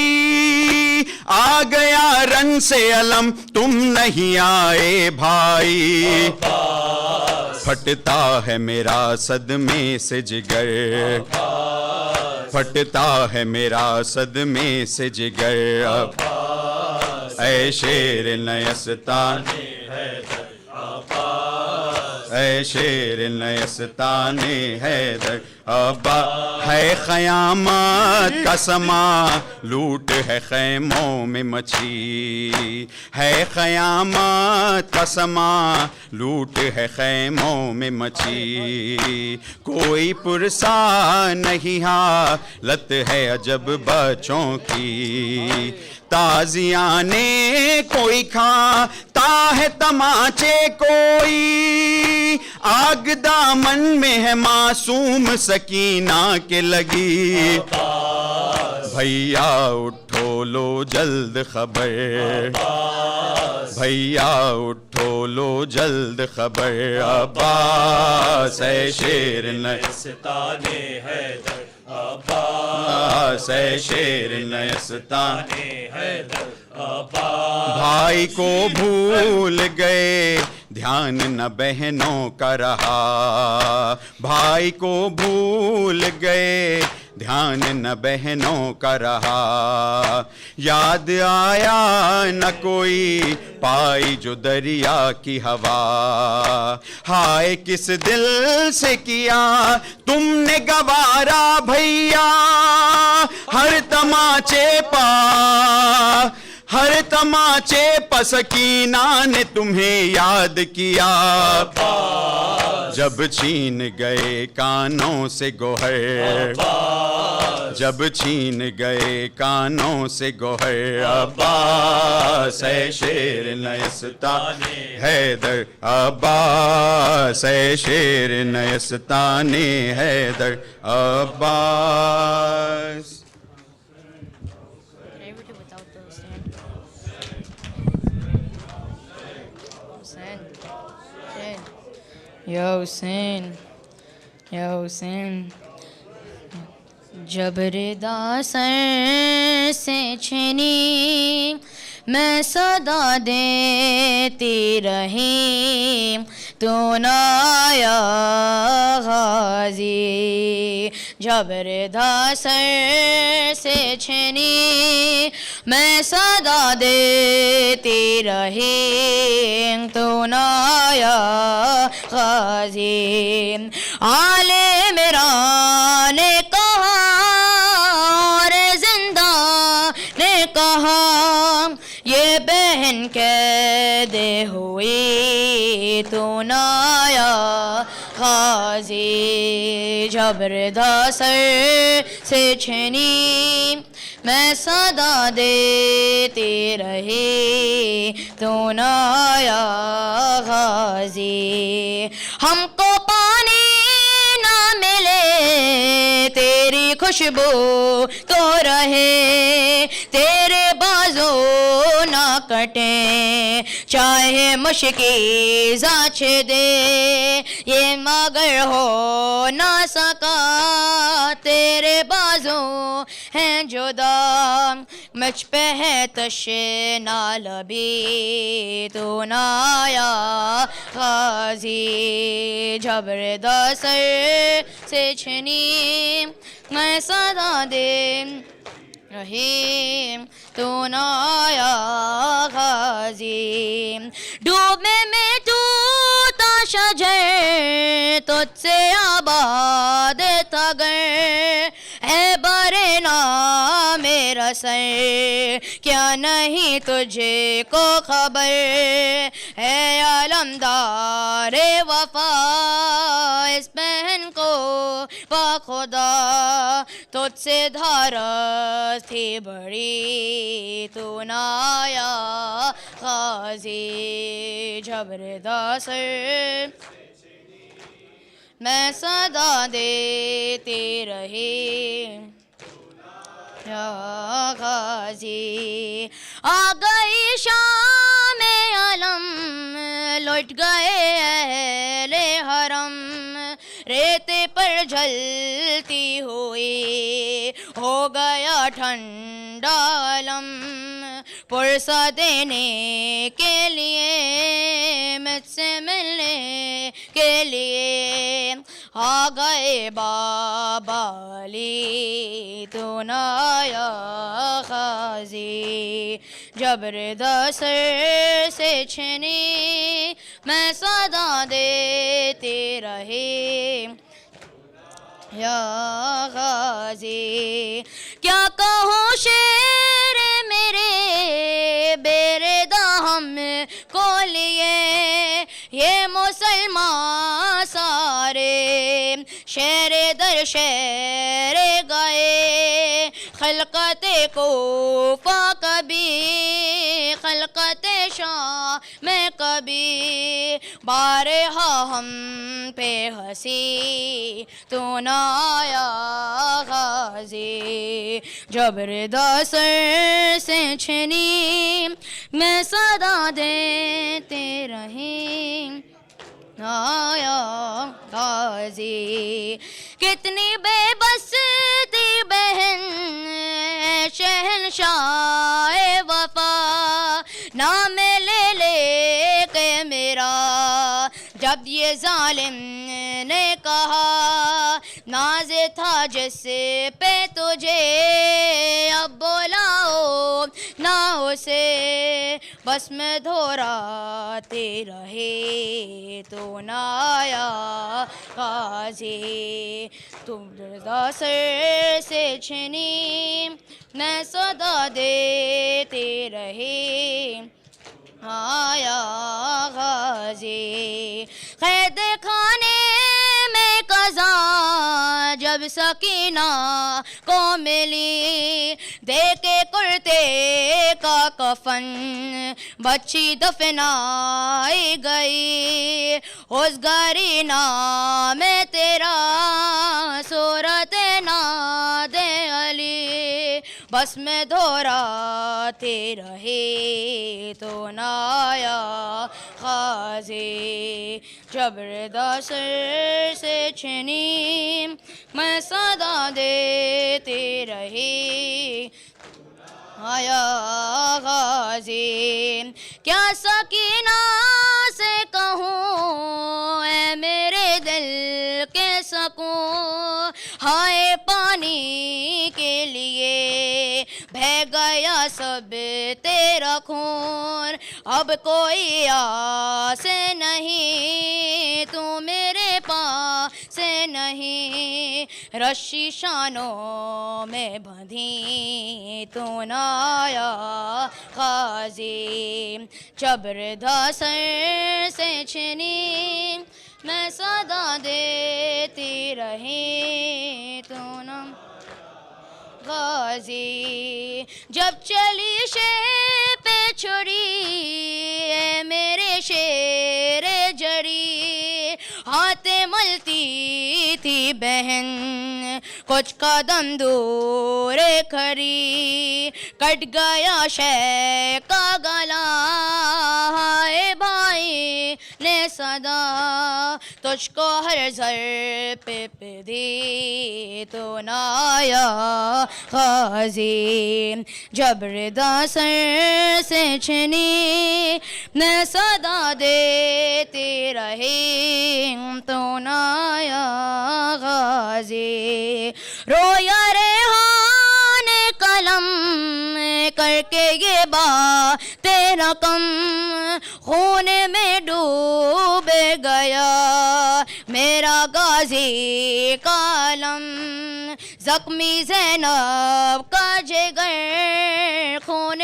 پیشاں شاکسر آئے خیموں میں شکی تو نہ آیا غازی جب ردا سر سے چھنی میں صدا دیتی رہی تو نہ آیا غازی